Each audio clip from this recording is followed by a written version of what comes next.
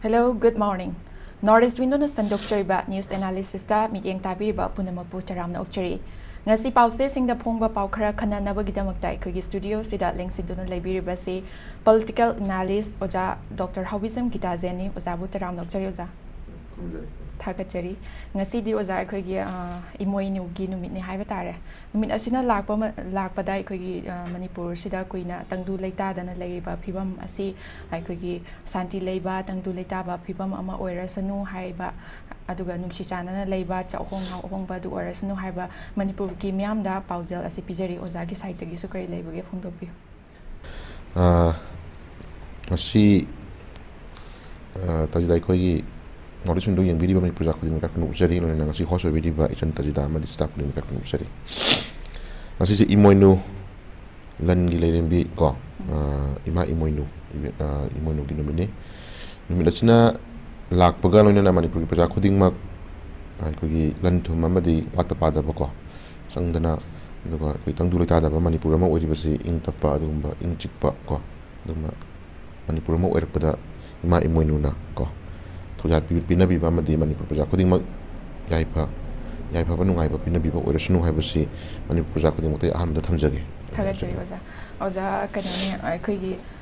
May ahumdagi haiba tare aikogi chahi ani fazalakadoriba lan haiba tare aikogi Manipur gi lahufru maitai da aikogi kuki sing na onchinduna landa duna lagliba asi leptana chatharakliba asigi mathakta aikogi phurup asi khaktada natana aikogi Senapati gi district liang maikhul gi mafamda su aikogi landarakpagi mawong ama haiba tare aikogi yum tara rom thugairam laga khana chaina ba thokpagi thodok ama khatang aikogi social media kya da su ngasigi pause yambada su Tengnari oja thong asina aikogi maitai sing khaktada natana aikoi nungsi chanana leiminariba chingmi phurup amada su khogi awu chikpagi mawong thong ama chatharak labra haibagi wahangdune oja kari haibini Tajida aikoi May gi tarik 2023 ko sahi ani apung pharkadorba thakun gama thoi chunghlak bhaidare ko adugumba kuki terrorist ngi lan se khoi hojik si lan loidri ko aduga kuki singi phajida machat haji babuda dum lepin chatha ba dum uri thengkhang naina atoba fruit macha singda kuki singna taroki ba khongthang thakun gama thogi manungda khoi chaitheng mayam ugiba fruit macha mayam na phone na kogi ngasagi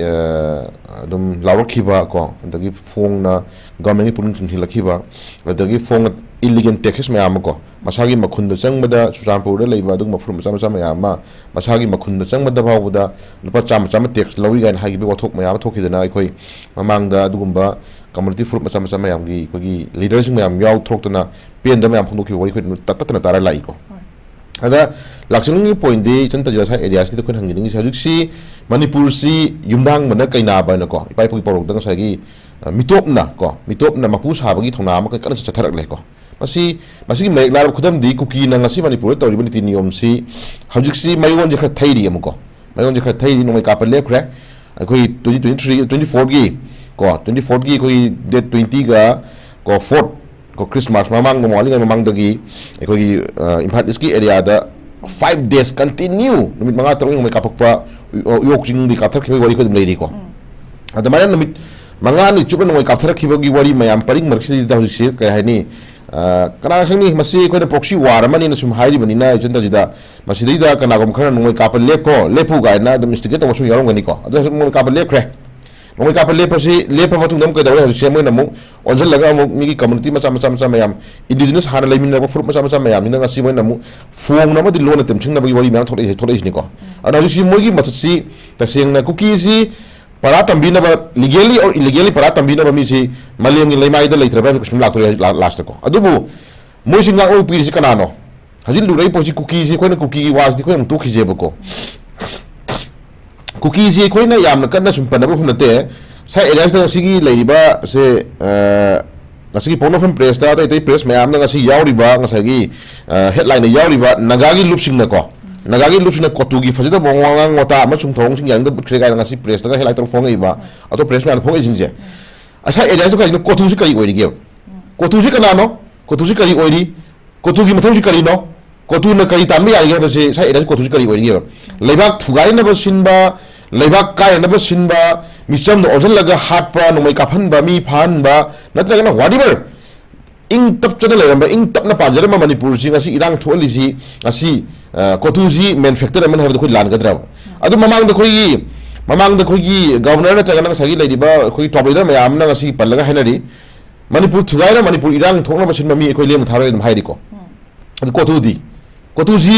kotuji tawdra ko kotuji irang thokna basin ba group mo oidra kotuji kari oiri kotuji di ngasi यामना फजबा मरम चट नाइबा याम फजबा नि तिनियम तान बदुगुंबा मीने लौदुरिब्रा सि question yam लैरिबा ngasi nagagi sinaw sina sik phongdo ko humjidi yaurisi migi masagi lam masagi lam manung da yum sajage na changmoda ngai nupi angang da yauna khoi khut thak gori leire ko haji bhai nam oiri ade hidokna mu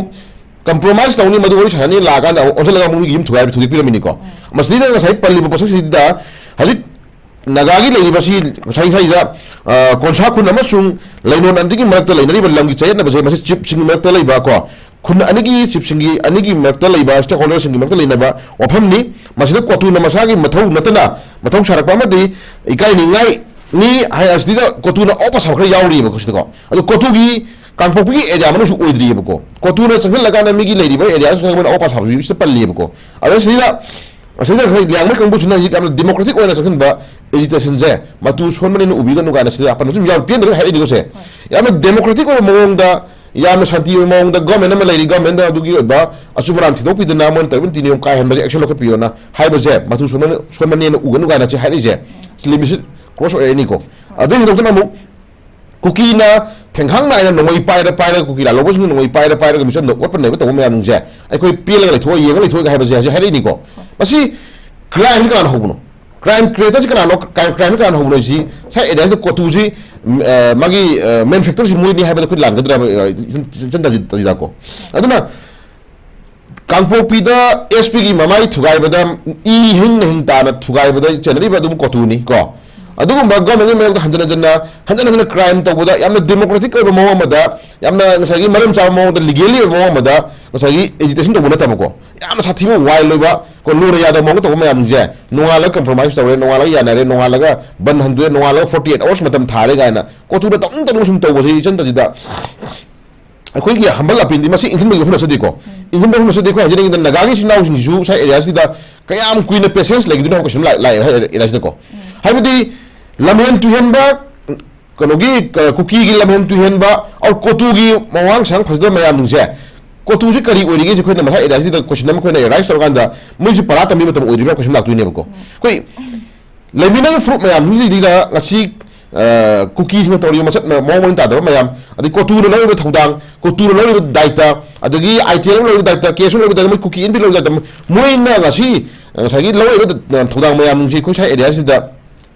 yamna democratic oi bana taga maram cha pot namada mogi tanham to demand tan bane basi koi miyang masi ubham tho obra law bra taga namasi ka he ma thawak tawle misam hale misam phare pulle ha whatever so kudamona 57 mounted brigade ki lady balam khongi army kem dai khoi mi mang hi basi mang hi mi ji thino hona matam da mogi lady ba army sin labi thingjalaga mon matam khara labi thingjalaga to matam da mi thi matam da ko tu na labi thingwer hagal ine pramani ko ai ta ga sai area si da ꯑꯩꯈꯣꯏꯒꯤ ꯃꯤ ꯃꯥꯡꯕ ꯑꯩꯈꯣꯏꯒꯤ ꯃꯤ ꯁꯤꯕ ꯑꯩꯈꯣꯏꯒꯤ ꯃꯤ ꯉꯁꯥꯏꯒꯤ ꯐꯣꯡꯅ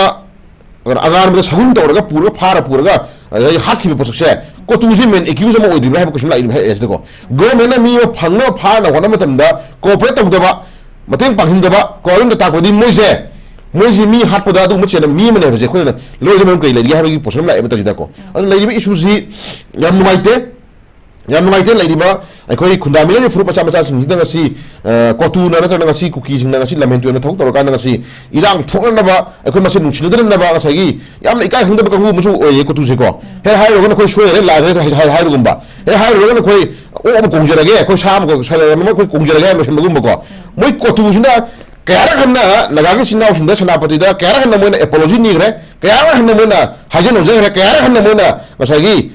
ꯈꯨꯔꯨꯝꯗꯨꯅ ꯉꯁꯥꯏꯒꯤ ꯁꯣꯏꯈ꯭ꯔꯦ ꯂꯥꯟꯈ꯭ꯔꯦ ꯍꯥꯏꯖꯕꯁꯦ ꯀꯌꯥꯔꯛ ꯍꯥꯏꯖꯈ꯭ꯔꯦ ꯍꯥꯏꯕꯁꯤ ꯃꯤꯌꯥꯝꯅ ꯁꯥꯈꯤꯅꯦꯕꯀꯣ ꯀꯩꯅꯣ ꯑꯗꯨꯗꯤ ꯃꯣꯏꯒꯤꯁꯤꯗꯤ ꯃꯤ ꯍꯥꯠꯂꯒ ꯀꯣ ꯑꯗꯒꯤ ꯏꯆꯦꯁꯟ ꯃꯌꯥꯝ ꯒꯦꯝ ꯂꯧꯊꯣꯛꯑꯒ ꯃꯣꯏꯅ ꯇꯧꯅꯤꯡ ꯃꯤ ꯉꯁꯥꯏꯒꯤ ꯅꯣꯡꯃꯩ ꯆꯤꯡꯗ ꯃꯣꯏꯅ ꯀꯤꯍꯟ ꯈꯣꯟ ꯇꯧꯔꯀꯥꯟꯗ ꯑꯗꯨꯝ ꯉꯥꯏꯍꯥꯛ ꯂꯩꯔꯒ ꯂꯥꯟꯈ꯭ꯔꯦ ꯍꯥꯏꯕ ꯉꯥꯏꯍꯥꯛ ꯂꯩꯔꯒ ꯁꯣꯏꯈ꯭ꯔꯦ ꯍꯥꯏꯕ ꯃꯗꯨ ꯀꯌꯥ ꯑꯩꯈꯣꯏ ꯌꯥꯔꯁꯨ ꯆꯠꯇꯣꯏꯔꯕ ꯀꯩꯁꯨ ꯑꯗꯨꯝ ꯂꯥꯛꯏꯅꯦꯕꯀꯣ ꯑꯗꯨꯅ ꯃꯅꯤꯄꯨꯔꯁꯤ ꯑꯁꯤꯗ ꯑꯩꯈꯣꯏ ꯌꯥꯝ ꯑꯉꯛꯄ ꯐꯤꯕꯝꯗ ꯂꯩꯔꯤꯁꯦ ꯀꯣ ꯑꯗꯨꯅ ꯀꯣꯇꯨꯁꯤ ꯌꯥꯝ ꯆꯥꯎꯈ꯭ꯔꯦ ꯀꯣ ꯀꯣꯇꯨꯁꯤ ꯌꯥꯝ ꯆꯥꯎꯈ꯭ꯔꯦ ꯀꯣꯇꯨꯒꯤ ꯃꯅꯨꯡꯗ ꯀꯔꯤ ꯃꯔꯨꯝꯗ ꯀꯅꯥ ꯂꯩꯔꯤ ꯑꯗ ITLꯒꯤ ꯃꯅꯨꯡꯗ ꯀꯅꯥ ꯂꯩꯔꯤ ꯀꯨꯀꯤꯁꯤꯡꯒꯤ ꯃꯔꯨꯝꯗ ꯀꯅꯥ ꯂꯩꯔꯤꯒꯦ ꯍꯥꯏꯕꯁꯦ ꯑꯩꯈꯣꯏ ꯍꯥꯟꯅ ꯊꯤꯗꯣꯛꯄ ꯑꯃ ꯆꯪꯉꯛꯑꯦꯀꯣ ꯃꯣꯏꯒꯤ ꯃꯔꯨꯝꯗ ꯂꯩꯔꯤꯁꯤ ꯀꯅꯥꯅꯣ ꯃꯣꯏ ꯀꯅꯥꯅ ꯉꯥꯡꯉꯧ ꯄꯤꯔꯤꯅꯣ ꯀꯩꯗꯧꯕꯩ ꯃꯣꯏ ꯁꯨꯛꯁꯣꯟꯅ ꯃꯉꯛ ꯆꯥꯎꯔꯤꯅꯣ ꯍꯥꯏꯁꯦ ꯀꯨꯀꯤ ꯍꯥꯟꯅ ꯊꯤꯗ꯭ꯔꯤꯉꯩꯗ ꯇꯁꯦꯡꯅ ꯀꯨꯀꯤꯅ ꯆꯠꯂꯤꯕ ꯃꯆꯠꯁꯤꯒꯤ ꯑꯣꯏꯕ ꯍꯧꯔꯛꯐꯝꯁꯦ ꯑꯩꯈꯣꯏ ꯄ꯭ꯔꯖꯥ ꯃꯤꯌꯥꯝ ꯃꯅꯤꯄꯨꯔꯗ ꯈꯨꯟꯗꯥꯃꯤꯟꯅꯔꯤꯕ ꯐꯨꯔꯨꯞ ꯃꯌꯥꯝꯁꯦ ꯃꯁꯤ ꯍꯥꯟꯅ ꯑꯩꯈꯣꯏ ꯑꯄꯨꯟꯕꯒꯤ ꯄꯥꯡꯒꯜ ꯑꯃ ꯁꯥꯒꯠꯂ ꯃꯇꯨꯡꯗ ꯀꯨꯀꯤ ꯀꯔꯤ ꯑꯣꯏꯔꯤꯒꯦ ꯀꯨꯀꯤ ꯃꯅꯨꯡꯗ ꯀꯅꯥ ꯂꯩꯔꯤꯒꯦ ꯑꯩꯈꯣꯏ ꯊꯤꯕ ꯑꯃ ꯆꯪꯉꯛꯑꯦꯕꯀꯣ ꯆꯤꯟꯇꯁꯤꯗꯀꯣ ꯑꯗꯨꯅ ꯗ꯭ꯔꯒ ꯊꯥꯅꯤꯡꯉꯦ ꯃꯅꯤꯡ ꯊꯥꯕ ꯀꯣ ꯃꯤ ꯐꯥꯅꯤꯡꯉꯦ ꯃꯅꯤꯡ ꯐꯥꯕ ꯃꯤ ꯐꯥꯔ ꯃꯇꯨꯡꯗ ꯑꯩꯈꯣꯏ ꯃꯤ ꯊꯥꯗꯣꯛꯑꯣ ꯍꯥꯏꯒꯨꯝꯕ ꯃꯤ ꯐꯥꯔ ꯃꯇꯨꯡꯗ ꯑꯩꯈꯣꯏ ꯑꯗꯨ ꯇꯧ ꯍꯥꯏꯒꯨꯝꯕ ꯑꯗꯒꯤ ꯀꯟꯕꯁꯨ ꯑꯗꯨꯝ ꯁꯥꯕ ꯀꯣ ꯀꯟꯕꯁꯨ ꯑꯗꯨꯝ ꯁꯥꯕ ꯑꯗꯩ ꯐꯥꯕꯁꯨ ꯉꯝꯃꯤ ꯍꯥꯠꯄꯁꯨ ꯉꯝꯃꯤ ꯀꯟꯕꯁꯨ ꯉꯝꯃꯤ ꯍꯥꯏꯕ ꯑꯗꯨꯒꯨꯝꯕ ꯌꯥꯝ ꯆꯥꯎꯕ ꯗꯥꯏꯠ ꯑꯃ ꯂꯧꯔꯒ ꯂꯩꯔꯤꯕ ꯀꯣꯇꯨꯁꯦ ꯉꯁꯤ ꯃꯤꯌꯥꯝꯅ ꯀꯣ ꯃꯣꯏꯅ ꯇꯧꯕ ꯃꯇꯝꯗ ꯑꯩꯈꯣꯏꯅ ꯁꯨꯝ ꯌꯦꯡꯉ ꯂꯩꯈꯤꯗ꯭ꯔꯕ ꯀꯣꯏꯁꯟ ꯑꯃ ꯂꯥꯛꯏꯅꯦꯕꯀꯣ ꯑꯗꯨꯅ ꯂꯩꯔꯤꯕ ꯏꯁꯨꯁꯤꯗ ꯂꯩꯉꯥꯛ ꯑꯃ ꯂꯩꯔꯤꯕꯅꯤꯅ ꯌꯥꯝ ꯑꯊꯨꯕ ꯃꯇꯝꯗ ꯀꯣ ꯈꯨꯟꯗꯥꯃꯤꯟꯅꯔꯤꯕ ꯐꯨꯔꯨꯞ ꯃꯌꯥꯝꯁꯤꯒꯤ ꯑꯣꯏꯕ ꯑꯄꯦꯟꯕꯦꯟꯗ ꯃꯌꯥꯝ ꯂꯩꯔꯤꯕ ꯃꯌꯥꯝ ꯂꯩꯉꯥꯛꯀꯤ ꯄꯨꯛꯅꯤꯡ ꯆꯤꯡꯁꯤꯜꯂꯤꯕ ꯃꯌꯥꯝ ꯂꯩꯉꯥꯛꯀ ꯇꯧꯍꯟꯅꯤꯡꯕ ꯃꯌꯥꯝ ꯇꯧꯔꯤꯕ ꯃꯌꯥꯝꯁꯦ ꯃꯁꯤ ꯂꯩꯉꯥꯛꯅ ꯑꯊꯨꯕꯗ ꯃꯤꯠꯌꯦꯡ ꯆꯪꯗꯅ ꯀꯨꯇꯨꯒꯨꯝꯕ ꯀꯨꯀꯤ ꯂꯥꯜꯍꯧ ꯇꯨꯔꯍꯧꯕ ꯉꯁꯥꯏ ꯃꯈꯨꯠꯇ ꯅꯣꯡꯃꯩ ꯑꯐꯕ ꯄꯥꯏꯔꯀꯥꯟꯗ ꯁꯤꯚꯤꯂꯤꯌꯟ ꯃꯌꯥꯝ ꯀꯤꯍꯜꯂꯤꯕ ꯑꯗꯨ ꯐꯨꯔꯨꯞ ꯃꯆꯥ ꯃꯌꯥꯝꯗ ꯑꯀꯤ ꯑꯈꯪ ꯄꯤꯔꯤꯕ ꯀꯣ ꯃꯌꯥꯝꯁꯦ ꯉꯁꯥꯏꯒꯤ ꯃꯣꯏꯅ ꯇꯧꯅꯤꯡꯕ ꯇꯧꯔꯒ ꯂꯩꯕ ꯁꯛꯁꯤꯡꯁꯦ ꯃꯁꯤ ꯑꯩꯈꯣꯏꯅ ꯃꯁꯤ ꯄꯔꯥ ꯇꯝꯕꯤꯕ ꯅꯠꯇ꯭ꯔꯒꯅ ꯂꯤꯒꯦꯜꯂꯤ ꯃꯗꯨꯒꯤ ꯑꯣꯏꯕ ꯆꯥꯎ ꯃꯗꯨꯒꯤ ꯑꯣꯏꯕ ꯑꯦꯛꯁꯟ ꯂꯧꯈꯠꯄ ꯑꯃ ꯆꯪꯉꯤ ꯂꯩꯔꯤꯕ ꯅꯥꯒꯥꯒꯤ ꯏꯆꯤꯜ ꯏꯅꯥꯎꯁꯤꯡꯒꯤ ꯂꯩꯔꯤꯕ ꯉꯁꯥꯏ ꯂꯤꯌꯥꯡꯃꯩ ꯀꯥꯡꯕꯨꯒꯤ ꯀꯣ ꯏꯆꯤꯜ ꯏꯅꯥꯎ ꯃꯌꯥꯝꯅ ꯉꯁꯥꯏꯒꯤ ꯄꯦꯟꯗꯕ ꯂꯩꯉꯥꯛꯀꯤ ꯑꯣꯏꯕ ꯄꯨꯛꯅꯤꯡ ꯆꯤꯡꯁꯤꯜꯂꯤꯕ ꯃꯌꯥꯝꯁꯦ ꯃꯁꯤ ꯑꯊꯨꯕ ꯃꯇꯝꯗ ꯃꯁꯤ ꯆꯞ ꯆꯥꯅ ꯃꯁꯤ ꯑꯦꯛꯁꯟ ꯂꯧꯈꯠꯄꯤꯔꯀꯥꯟꯗ ꯂꯝꯒꯤ ꯑꯦꯅꯤ ꯀꯟꯇ꯭ꯔꯣꯚꯔꯁꯤ ꯅꯠꯇ꯭ꯔꯒꯅ ꯂꯝꯒꯤ ꯂꯩꯅꯔꯤꯕ ꯏꯁꯇ꯭ꯔꯛꯆꯔꯁꯦ ꯃꯅꯤꯄꯨꯔꯒꯤ ꯂꯩꯉꯥꯛ ꯑꯃ ꯂꯩꯔꯤꯕꯅꯤꯅ ꯆꯍꯤ ꯂꯤꯁꯥꯡꯁꯤꯅ ꯂꯩꯉꯥꯛ ꯄꯥꯜꯂ ꯂꯥꯛꯑꯕꯅꯤ ꯑꯗꯨꯇꯥꯔꯒꯗꯤ ꯆꯍꯤ ꯂꯤꯁꯥꯡꯁꯤꯅ ꯂꯩꯉꯥꯛ ꯄꯥꯜꯂ ꯂꯥꯛꯄꯁꯦ ꯃꯥꯒꯤ ꯑꯣꯏꯐꯝ ꯊꯣꯛꯄ ꯃꯌꯥꯝꯁꯦ ꯆꯞ ꯆꯥꯅ ꯁꯤꯅꯤ ꯍꯥꯏꯕ ꯉꯝꯗꯕꯒꯤ ꯑꯣꯏꯕ ꯄꯣꯠ ꯑꯃ ꯂꯩꯔꯤꯁꯦ ꯃꯁꯤ ꯀꯔꯤ ꯂꯩꯕꯅꯣ ꯍꯥꯏꯕꯁꯨ ꯑꯩꯈꯣꯏ ꯌꯦꯡꯅꯤꯡꯕ ꯑꯃ ꯆꯪꯉꯛꯑꯦꯕꯀꯣ ꯑꯗꯨꯅ ꯃꯥꯒꯤ ꯃꯊꯧ ꯇꯧꯔꯒ ꯂꯩꯔꯤꯕ ꯀꯃꯤꯁꯅꯔ ꯅꯠꯇ꯭ꯔꯒꯅ DC ꯅꯠꯇ꯭ꯔꯒꯅ SP ꯅꯠꯇ꯭ꯔꯒꯅ MLA ꯅꯠꯇ꯭ꯔꯒana ꯃꯤꯅꯤꯁꯇꯔ ꯃꯥꯒꯤ ꯀꯦꯟꯗ꯭ꯔꯒꯤ ꯂꯩꯔꯤꯕ ꯃꯥꯅ ꯀꯣꯜꯂꯤꯕ MLA ꯁꯤꯡꯗꯨꯅꯁꯨ ꯃꯗꯣ ꯁꯤꯒꯤ ꯑꯦꯔꯤꯌꯥꯁꯤ ꯁꯤꯒꯤꯅꯤ ꯍꯥꯏꯕꯗꯤ ꯃꯤꯗꯨꯒꯤ ꯅꯠꯇꯦꯀꯣ ꯍꯥꯏꯕꯗꯤ ꯂꯩꯔꯤꯕ ꯃꯅꯤꯄꯨꯔꯒꯤ ꯂꯝꯁꯦ ꯃꯅꯤꯄꯨꯔ ꯈꯨꯟꯗꯥꯃꯤꯟꯅꯔꯤꯕ ꯌꯦꯜꯍꯧꯃꯤ ꯐꯨꯔꯨꯞꯁꯤꯡꯒꯤ ꯉꯥꯛꯇꯅꯤ ꯕꯠ ꯌꯦꯜꯍꯧꯃꯤ ꯅꯠꯇꯕ ꯉꯁꯤ ꯃꯄꯨ ꯁꯥꯔꯛꯏꯕ ꯉꯁꯤ ꯀꯨꯀꯤꯒꯤ ꯂꯝ ꯂꯩꯇꯦꯁꯤꯗꯀꯣ ꯁꯤꯅ ꯑꯩꯈꯣꯏ ꯌꯥꯝꯅ ꯀ꯭ꯂꯤꯌꯥꯔꯅ ꯍꯥꯏꯕ ꯑꯃ ꯆꯪꯉꯤꯀꯣ ꯑꯗꯣ ꯇꯁꯦꯡꯅ ꯈꯨꯟꯗꯥꯃꯤꯟꯅꯔ ꯂꯩꯃꯤꯟꯅꯔꯤꯕ ꯉꯁꯥꯏ ꯒꯣꯔꯃꯦꯟꯅ ꯃꯁꯛ ꯈꯪꯉꯒ ꯔꯦꯀꯒꯅꯥꯏꯖ ꯇꯧꯔꯒ ꯇꯦꯛꯁ ꯊꯤꯗꯅ ꯒꯣꯔꯃꯦꯟꯗ ꯉꯁꯥꯏꯒꯤ ꯏꯟꯀꯝ ꯀꯥꯗꯅ ꯅꯠꯇ꯭ꯔꯒꯅ ꯒꯣꯔꯃꯦꯟꯅ ꯔꯦꯀꯒꯅꯥꯏꯖ ꯇꯧꯔꯒ CA ꯄꯤꯗꯅ ꯃꯁꯛ ꯈꯪꯅ ꯂꯩꯍꯜꯂꯤꯕ ꯃꯤꯁꯤꯡꯗꯨꯒꯤ ꯑꯣꯏꯕ ꯔꯥꯏꯠꯐꯨꯜ ꯑꯣꯏꯕ ꯄꯥꯎꯗꯝꯁꯤꯡꯗꯨꯗꯤ ꯇꯁꯦꯡꯅ ꯁꯤꯅꯤ ꯍꯥꯏꯕꯗꯣ ꯃꯆꯥ ꯁꯦꯡꯅ ꯍꯥꯏꯕꯤꯕ ꯆꯪꯉꯦꯕ ꯒꯣꯔꯃꯦꯟꯅꯀꯣ ꯑꯗꯨ ꯅꯠꯇꯗꯅ ꯉꯁꯥꯏꯒꯤ ꯀꯨꯀꯤ ꯑꯁꯤ ꯎꯕꯤꯔꯦꯗꯅ ꯉꯁꯥꯏꯒꯤ ꯅꯍꯥꯟ ꯀꯥꯡꯄꯣꯛꯄꯤꯒꯤ ꯏꯔꯥꯡꯗ SP ꯗꯐꯥꯎꯗ ꯉꯁꯥꯏꯒꯤ SP ꯗꯐꯥꯎꯗ ꯗꯤꯁꯇ꯭ꯔꯤꯛ ꯑꯃꯒꯤ ꯑꯦꯗꯃꯤꯅꯤꯁꯇ꯭ꯔꯦꯁꯟ ꯇꯧꯔꯤꯕ ꯑꯗꯨꯒꯨꯝꯕ ꯕ꯭ꯌꯨꯔꯣꯀ꯭ꯔꯦꯠ ꯑꯣꯐꯤꯁꯥꯔꯁꯤꯡ ꯂꯩꯔꯤꯕ SP ꯐꯥꯎꯗ DC ꯐꯥꯎꯗ ꯁꯦꯀ꯭ꯌꯨꯔ ꯑꯣꯏꯔꯛꯇ꯭ꯔꯕꯅꯦ ꯅꯠꯇ꯭ꯔꯥ ꯅꯣꯡꯃꯩ ꯑꯐꯕ ꯃꯈꯜ ꯄꯥꯏꯔꯀꯥꯟꯗ SP ꯂꯟꯗꯥꯅꯤ DC ꯂꯟꯗꯥꯅꯤ DC ꯑꯣꯐꯤꯁ ꯊꯣꯡꯁꯜꯂꯤ SP ꯊꯨꯒꯥꯏꯅꯤ ꯑꯣꯐꯤꯁ ꯊꯨꯒꯥꯏꯅꯤ ꯂꯥꯛꯇꯅ SP ꯃꯃꯥꯏ ꯊꯨꯒꯥꯏꯅꯦꯕ ꯀꯩꯅꯣ ꯆꯦꯟꯇꯔꯤꯖꯥ ꯑꯗꯨꯇꯥꯔꯒꯗꯤ ꯈꯨꯟꯗꯥꯃꯤꯟꯅꯔꯤꯕ ꯐꯨꯔꯨꯞ ꯃꯆꯥ ꯀꯩꯁꯨꯝꯅ ꯇꯧꯕ ꯉꯝꯗꯕ ꯀꯥꯡꯕꯨꯁꯤꯡꯁꯤꯗꯤ ꯀꯩꯗꯧꯅꯤ ꯅꯠꯇ꯭ꯔꯣ ꯃꯣꯏ ꯑꯅꯤ ꯑꯍꯨꯝ ꯂꯥꯛꯑꯒ ꯈꯨꯠꯂꯥꯏ ꯑꯐꯕ ꯄꯥꯏꯔ ꯂꯥꯛꯑꯀꯥꯟꯗ ꯍꯥꯏꯔꯣꯏꯔꯥ ꯇꯧꯔꯣꯏꯔꯥ ꯅꯠꯇ꯭ꯔꯒꯅ ꯑꯗꯨ ꯈꯨꯝꯃꯨ ꯑꯗꯥ ꯈꯨꯝꯃꯨ ꯍꯥꯏꯅ ꯅꯝꯃꯒ ꯇꯧꯔꯀꯥꯟꯗꯗꯤ ꯁꯤꯚꯤꯂꯥꯏꯟ ꯀꯩ ꯍꯥꯏꯗꯣꯔꯤꯒꯦ ꯄ꯭ꯔꯃꯥꯅꯤ ꯑꯗ ꯑꯗꯨꯝꯕ ꯂꯝꯍꯦꯟ ꯇꯨꯌꯦꯟꯕ ꯇꯧꯔꯤꯕ ꯊꯕꯛ ꯇꯧꯔꯤꯕ ꯃꯤꯁꯤꯡꯁꯦ ꯇꯁꯦꯡꯅ ꯑꯩꯈꯣꯏ ꯃꯇꯝ ꯆꯥꯅ ꯒꯚꯔꯟꯃꯦꯟꯠ ꯑꯃ ꯂꯩ ꯍꯥꯏꯕꯒꯤ ꯆꯞ ꯆꯥꯕ ꯑꯦꯛꯁꯟꯗꯨ ꯇꯧꯍꯟꯅꯤꯡꯕꯗꯨ ꯂꯩ ꯑꯗꯨꯕꯨ ꯌꯥꯝ ꯂꯨꯔꯛꯏꯁꯤ ꯄꯣꯠ ꯉꯁꯥꯏ ꯑꯦꯔꯤꯌꯥꯁꯤ ꯊꯥ 12 ꯍꯦꯟꯖꯜꯂꯛꯑꯕ ꯆꯪꯁꯤꯜꯂꯛꯑꯕ ꯃꯅꯨꯡꯁꯤ ꯐꯥꯎꯕꯗ ꯀꯨꯀꯤ ꯂꯝꯍꯦꯟ ꯇꯨꯌꯦꯟꯕꯁꯤꯡꯁꯤꯅ ꯉꯁꯤ ꯐꯥꯎꯕꯗ ꯉꯁꯥꯏ ꯇꯧꯅꯤꯡ ꯇꯧꯕ ꯃꯇꯝꯗ ꯉꯁꯥꯏꯒꯤ ꯌꯥꯕꯒꯤ ꯃꯑꯣꯡ ꯑꯃꯀꯣ ꯁꯨꯝ ꯎꯕꯁꯦ ꯃꯣꯏꯒꯤ ꯃꯔꯨꯝꯗ ꯀꯅꯥ ꯂꯩꯕꯅꯣ ꯃꯣꯏꯕꯨ ꯉꯥꯛꯂꯣꯛꯄꯤꯔꯤꯁꯤ ꯀꯅꯥꯅꯣ ꯍꯥꯏꯕꯁꯦ ꯃꯁꯤ ꯊꯤꯒꯠꯃꯤꯟꯅꯕ ꯑꯃ ꯆꯪꯁꯤꯜꯂꯛꯑꯦ ꯍꯧꯖꯤꯛꯇꯤꯀꯣ ꯑꯗꯨꯅ ꯂꯨꯔꯛꯏꯗꯤ ꯀꯨꯀꯤ ꯅꯠꯇ꯭ꯔꯦ ꯀꯣ ꯑꯩꯈꯣꯏ ꯃꯌꯥꯝꯅ ꯉꯁꯤ ꯊꯦꯡꯅꯒꯗꯧꯁꯤ ꯀꯨꯀꯤ ꯑꯣꯏꯔꯛꯇ꯭ꯔꯦꯕꯀꯣ ꯀꯨꯀꯤꯗ ꯉꯥꯡꯂꯧ ꯄꯤꯔꯤꯕ ꯃꯤꯁꯦ ꯀꯅꯥꯅꯣ ꯀꯨꯀꯤꯕꯨ ꯉꯥꯛꯏꯁꯤ ꯀꯅꯥꯅꯣ ꯗ꯭ꯔꯒ ꯊꯥꯕꯗ ꯌꯥꯍꯜꯂꯤꯁꯤ ꯀꯅꯥꯅꯣ एवरीथिंग मनपुर थुगाइना होनाबदा यावरि मिजि कनानो हबसे तसेन साइ एरियाजदे खोइ थिदोमदम चंगे तजिदाको अदुना खोइना कुकी सिम्पनबसिना मोइ नाव चावरेबको नाव चावरे मोइ नुसिना होनाबदा मोइ थेनना होनाबदा नालगे बिस्कुट ओम बिजनि नालगे मु ngसागी मतमतमगी ngसागी खोगी केक ता हारसु अतांग केक हाइदारेको अदुम जानि पि नालगे मु सम जानि पि नाले ओक जानि पि नाले अदु तो पि सुम मोइ थेनना होनाबदा ngasi leiriba center lenga amadi manipur lenga khna thema pangpi da pi leibisna moju naw saure eba ko aduna hajiti modo thema pi bana taba ko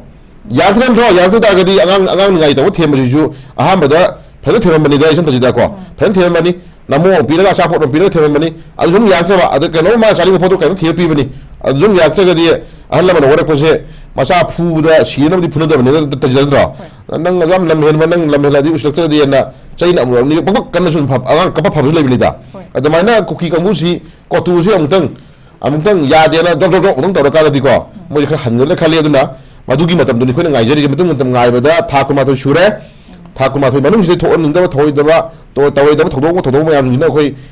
peaceful ओरकदा ओरदा हाबा गमदे अदुबु नगागी सिनाउसिना ngasi खागा पेशेंस लेदिजे ngasi मोसिदा पन बदि यावरे खबर यावरे अखोइना याम democratic ओर मौंग अमदा अखोइना अखोइ government अम लेरि लेंगा अम लेरि तगना ngasi लो अम लेरि हाबगी मौंग दा अखोइना याम democratic मौंग सगलि खोंगुंजे मसिना मतु सुनमा ओइन उबिगनु गान हाइसे ngasi limit cross out अबनि को अदुना थोरनिंग थोदों थोक्तिङै ममांगदा लमेन तुहेनबगी थबक तौरिबदु कोटु अदुगुंबा आईटीएनओगी आईटीएलएम अदुगुंबा cookie NP अदुगुंबा कुकीगी मखुदा नोंगै अफा पाइबा टेररिस्ट कंबु को सुगु मयाम तौ थबक सुंजे ngasi लेंगाकसिना खुंदामिनो फ्रूफ सुंजिगी अपेन पेन मयाम ताबि लगांदा सबसाना मदु एक्सल खपम चंगी थोक तवम चंगी मोय परा तमियुम चंगी को सुम नाव चाहलगदी को वाथो एरप याय अदुना वाथो ओइदिङै ममांगदा लेदिबल लेंगाकसिना सेंटर लेंगाकसिना कोटुगुंबा कुकी लमेन तुयनबा तेबाक थुगाइना बसिलिबा फ्रुप मसे नुसिलदम सिलिब कंबु सिंजे चप चाना लोगे बक्सिल खपम चंगे हम थमजगे लोरेना नगागी सिनाउ सिंजियो सिति कदौरे अखोइ मिडनाइ पांग मतम ओइरे को मतम ओइरे अदुना angang ningai to themaji sum themak trabnina yumthangnaba yumlonnaba natraga nangasagi mayam changdana ko leikai watho ekado imung watho ekado macha masu jingjidi aikhoi mayam changdana leikai phammaga adu khun phammaga ko chumi do lal hebado koi wore lomina matam oirai homje hana hamra thamjagi chun thaga chari oja aduga aikhoigi tha asigi ahumda manipur gi governor oina wasak laukraba Ajoy Kumar Bala gi koi khongsat haiba tare tongan manipur gi mafam sing Churachandpur Moirang amadi atotopa aikhoigi Moirang gi khongchat mayamam chatpagi khongchat su unare marak asida oja aikhoigi kanogi aikhoigi chingmi gi side haibadi aikhoigi Governor gi khongchat asida aikhoigi Hill Tribal Council adegi More President Gaikolan Haukip na ching bai aikhoigi tongan ba kanogi site sing siga una ba da aikhoigi Constitution gi Article 3 gi makhada kuki jo singi Union Territory sembiu haiba memorandum amma pisilakpagi paw ama aikhoigi tongan ba paw se sing da phongnari oja wafam asigi matang da aikhoigi aikhoigi memorandum asina aikhoigi Manipur ase kaiba yabagi kano du leibra oja kari habini तजनामसी थोइदोक हेन Lun लंगदी लेतबर खल्लिको अदु मगी मचत अमा मैना फोंदोक पसिदि याम फै सिमदि खुदा मसाइगी प्रजा सिंजु मिनाइ पांगिदनको cookie सिंगी मचत सिमदि खोइ साइ area सिदि खोइना मैना ngangai तौरैबा मैना तौरैबा थोदों बे साइ हाइजगी बदनिको ममांगदा सेम सिनतबा अनदर गवर्नर अमा ममांग से पबतम जो दम तौंगी बले दो देना मनमो ममांगी डीसी दा ममांगी कनो दा सम थाखरे ममांग दा डीसी टेक्नोपोल की दर कनो खोइ मगी लेब कुकी की लीडर सिंग दा को आइदि टेक्नोपोल डिस्ट्रिक्ट मनुंग दा मैतेई की पुलिस ऑफिसर सिंग को मैतेई की अदु थंबिया रोय गाना सीपी की खोइ दम रिपोर्ट फंगी लेको मोन तालिब डिमांड जी तसेंगना खोइ नि येंबा याबा जी ऑप्शन अनि नि को मोन तालिब डिमांड जी खोइ हे हरपल ngasi mo khum ne ko tan haju मोन दि हजु मोन हाइरि सी आर्टिकल कनोगी मनुंग दा खोइ आर्टिकल 3 की मनुंग दा कुकी सिंग पाइबा सेपरेट एडमिनिस्ट्रेशन की डिमांड सी अखोइ पीदना बतर नमगी तोगान बे इमिटेड टेरिटोरी सेमनबा अदु पीवना हाइरेको अदुबु सागी मनुंग सी दा हेड हौगदि ngasi मोन हाइरे सी मैतेई जगन बे यारोय मैतेई सिपाही जगन बे यारोय मैतेई कमांडो जगन बे यारोय मैतेई कोनदा मोयदे लेहन बे यारोय मैतेई सुजा बदल लेहन बे यारोय बोगी तोगान बा एजेंडा को यावरी बको अदु इतारगदि सा एरिया सी दा मोन पामिबा डिमांड जी की मरुमदा को डिमांड जी तवी है ममांग थम्बे वानी सिगी मरुमदा इथनिक क्लिंसिंग हादारेको अदि मोय लेबे जगह सिदा अतोप कम्युनिटी सुनि लेबे यार हैबगी इंटेंशन है मोय यावरी बा तजिदा को मसि अफोंग मनी को अफोंग मरे मरगा हजिक कांगपोकपी हजिक चुचामपुर हजिक मोरेदा मसागी अखोगी लेबे ब्रेकर बिसाजिंग थमदा बाउदा एसपी लेजिंग से यामना अखोगी मसागी तोंगान बा लाइव प्रमोशन तगना माइ लेखुम तुपा अखोगी ट्रांसफरेबल की मतंगदा अखोई मैथि दे लेचंगन रिजनल प्रमाणिको अदुम खोय अतोपा मैथि रतबा खोय अतोपा जाति की सिनाउसुं अदे ऑफिसर्स नाम थमदा दम फंग तौलिदन प्रमाणिको सी मोने ताम डिमांडिंग नम अमनेबको याम चाव पोट अमनेबसी मोने तालि डिमांड जी सेपरेट एडमिनिस्ट्रेशन तगना इलुन तेउदि तालिसिदि मोना प्रपोजल में लेगा लेबगी मान खिल्लिनेबा अदुगी मरुंदा कदरे अखोगी लेमिनर मा हानागी फ्रूट मयाम जे फ्रूट सिंग हम सिदा खोय पार्टिकुलर मैते या फ्रूट से हाइबा जगह सिंगदगी क्लीनिंग तो तांथो तखो थमगांदा मतम घरा चाही मरी मंगा अमा मदे तम जखल कांदा करे हैनी अमु हगप यादना लंबी मगी प्लानिंग अमा याम चावना मे सिम याव हेबज मदी कन्फर्म नेबको नत्रगदि ngasi बाबू त कदबगी मोय तालिब डिमांड जी लेंगाक ता नत्र centre तांबो तारगदि maram chaba chada ba je madu lura dum bandu jagat pot mani adu manipur thugana sim nai ba je manipur khunda mele fuku da ya pom tinata ai da gadi laimine ba sing manung sida mona talib demandu ya o ya de habdu di ngasi lenga masu dai lenga sing matung ina madu gi ba ta khundu la do pot mani ko adu shuru ta ngasi ka ya re chujampur da mai te ban tan thor mun ka gino moi talib demand si tangi haina khona matamda mai te ta thor mun ka gino maidai tan thuaga na maidai halaga maidai tan thuaga maidai lehendra ganda talibu dimanji kai mo yang urus menunda ai more de maidai tan thong ngai gino periphery area da ngasi cookies na talibu area sing da asi nongmai kapaga maidai sing tan thokpa man mo maidai sing halaga yumai tha mo ta thong ngai gino sida question am saw lai bachin god na talibu issue je masi sai ha ai sai jagi biduni cookies mi marum na kana lai kai no ka no kana mo khadi chai area si tawung mo ka mu khara Paul King yo game ma na tawna am sathi pot na thang lo pin na kanda kai gum drama ang to le re thai ko si po si ko mi am chang na khoi cookie ko shunu te ba cookie ko shunu te ko shunu te ya a thang na te ko number 4 na ta na sa gi poppy drug tha ba hai je ma si international lo na su ya de na ta pithiri le mai da lu ga no drug ki mo so se ma si mi ya ma ya na te ko lu na ya na te de na na mu ka da re illegal immigrant ma ya ma hai je la kanda leiba am da changna thong to ba je magi as par norms ki matung ina leje pho ka tani dra adu changning ne tong ne ha da ngasi ga ni mun mai le di cookie ka wudu chalu ne ngasi ka da any country ma da ta without pass ya na without ngagi document ya wudu na mo chang chalu ne mo ya ga ring che ko adu mo ma yam ji ba si lu ya da pho ka tani ko adu mo ma yam jing je thengna bai si ta chena government na tawge na khala ga di second min khangi wa ne mutro adu madu thena da jumani pugi nei ba community nei ba proof ya bi thena da juna ka shule wana te ba do natra adu ngasi wahal je ngasi mo cha hol je kana mo khana khai ejai nga ngo pi thamagi mo mo di khu ure ba ko adu sai ejai ko hajini si governor na more sa matam da mana ingam tok mai khungsu tai da ngasi am phai no lak pa governor na ngasi sunil inta ngasi takhom tok pa ngasi yangham tok pa area khuding mana chali mi sanji chai ta ga di khoi yam lai sat padi ora moi ko lai ba issue sing yang jan ba soi chali ni ko khoi lai ba ngasi pillar gate number 1 2 gi ora film adagi more gi film ko hajik yang chalai ba jambu sat lo bai khungsu khoi ure ko mathang ma ju round the clock chap chalai sing je film yang ba su am bi ko aduna positive oi ba yana peaceful over life ma hana gi manipur do tarna phona matam da athu matam da disi lobi posu oshinu ko but sai area hajik lady ba governor si da governor khongchat da governor da tasena more gi technopan gi lady ba district gi cookie gi leader sing na phong afong wa cp dana memory na pidana si ka dawre sai press khala dana separate admission gi demand p na bataksin khre hai ko the press khala dana ka dawre manipur chana le ba ka policy di manipur thugai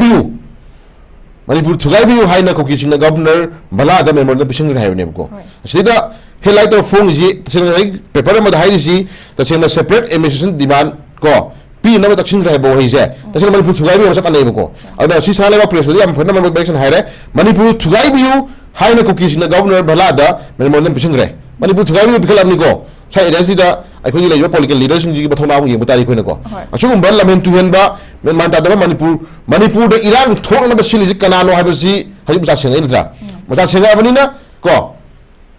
ta sena government ga cookie singa makta chu ba ai paper da si thanan me ko ta ne ha ta ga di to ma bi ko su kai de manipur gi maitai civilian jing da amona no mai ka pra tha ja ba dum di ngasi pibum thu e amon su ko natra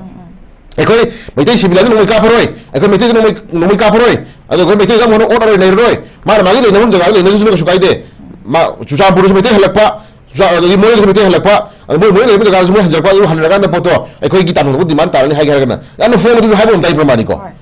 adu su hai di ra adu hai da na man menung da maitai u ga hat kan ha bene ultra maitai u da di hat kan ni adu ko ko du maitai jaga pu ya roi adu manipur thugai na sulu manipur thugai thugai ha bene ma ha je sai ya hi yo ra ba guda masidi janta jida ko ahalaman na pibiran ba ko the blood ko ahalaman gi ini lagi ba ko da ipai pu lai ko ipai pu british fog da ko sai gi kai di british na ba ko kai khum ulam ba dum ba mai dai sing thonga do sai edai cookies na yam na ba to man mo sidi janta jida yam noi te ko da lo es ba lo gi tam de la ga su mo ta ba di ma ni chumra mo to ba thong tha chumra ba se ma se ko miyam na ko khana ya po ura po ni ko adu ai ko na प्रजा मिटेशन है सी तक आई ꯍꯥꯟꯅ ꯈꯨꯟꯗꯥꯃꯤꯟꯅꯔꯝꯕ ꯈꯨꯟꯗꯥꯔꯒ ꯂꯩꯃꯤꯟꯅꯔꯤꯕ ꯐꯨꯔꯨꯞ ꯃꯌꯥꯝꯁꯦ ꯑꯃꯠꯇ ꯑꯣꯏꯅ ꯑꯩꯈꯣꯏ ꯄꯨꯟꯅ ꯍꯥꯟꯅꯒꯤ ꯃꯅꯤꯄꯨꯔꯗ ꯑꯗꯨꯝ ꯀꯥꯏꯗ ꯂꯩꯃꯤꯟꯅꯁꯤ ꯍꯥꯏꯕꯅꯤ ꯑꯩꯈꯣꯏ ꯍꯥꯏꯖꯩꯁꯤ ꯅꯠꯇ꯭रा ꯑꯗꯣ ꯃꯣꯏ ꯑꯗꯨ ꯌꯥꯗꯕꯅꯦꯕ ꯑꯗꯨ ꯌꯥꯔꯤ ꯃꯔꯝꯁꯤ ꯀꯩꯅꯣ ꯍꯥꯏꯔꯒꯗꯤ ꯃꯃꯥꯡꯗ ꯑꯩꯈꯣꯏ ꯀꯨꯀꯤꯁꯤꯡꯒ ꯀꯨꯀꯤꯒ ꯅꯥꯒꯥꯒ ꯊꯣꯛꯅꯈꯤꯕ ꯂꯥꯟ ꯑꯩꯈꯣꯏ ꯎꯔꯦꯀꯣ 92 particular Chuchambugi area Kampuki area Morigi area da adum Nagas maximum Tantokan the Mona dominate or Lehorganda Muyi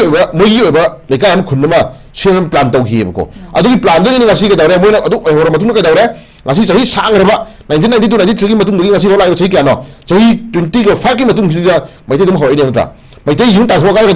as Chuchampu particularly cookie the Tayam Labima at the more the cookie Tayam Labima Kampu the cookie Tayam Labima she like I look at the Mogi Abraham Lehoba, Menmadel Lehoba, Totopa, countries in the Lehoba, General Labor, refugee labor, Lehono Congundo, Masani, Manani, Masani, Masini, and Dr. Pushalaganda, I will pay it from the plant of Imco. I did labor station after all, I have to know which to have a name. And I think she may have Uragan the Quina, Legaxi, Tamosham Sangi, which didn't go. So then I'm Dalila Vidiba. Senta de bibi dumba luching majin na ko kan kan chang ko ala hajik lai hai political drama mamba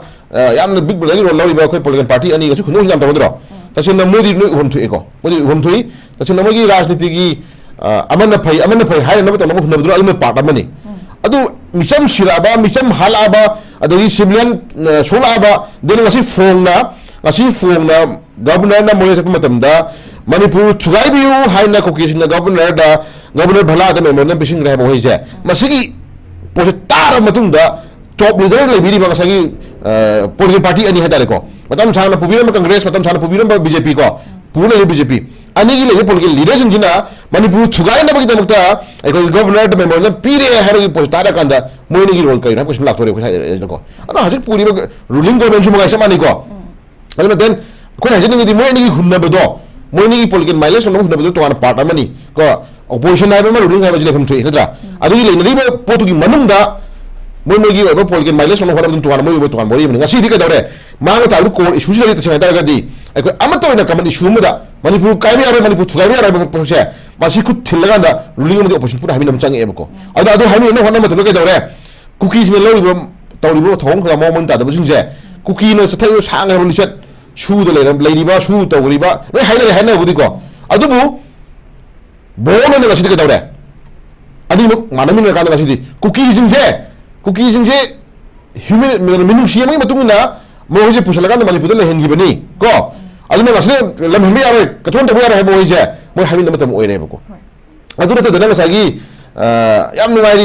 a quickie, Lebaxi Kai, and never 100 per Lebaxi Kai during Hangaba. I could see I'm sure about Prajamia Kang home China Generava, Kuna China, Mayama has too much of a Kanganasi, Manipukan Honoriva, Sigi stays Yorosiba Buddha, Ayasagi,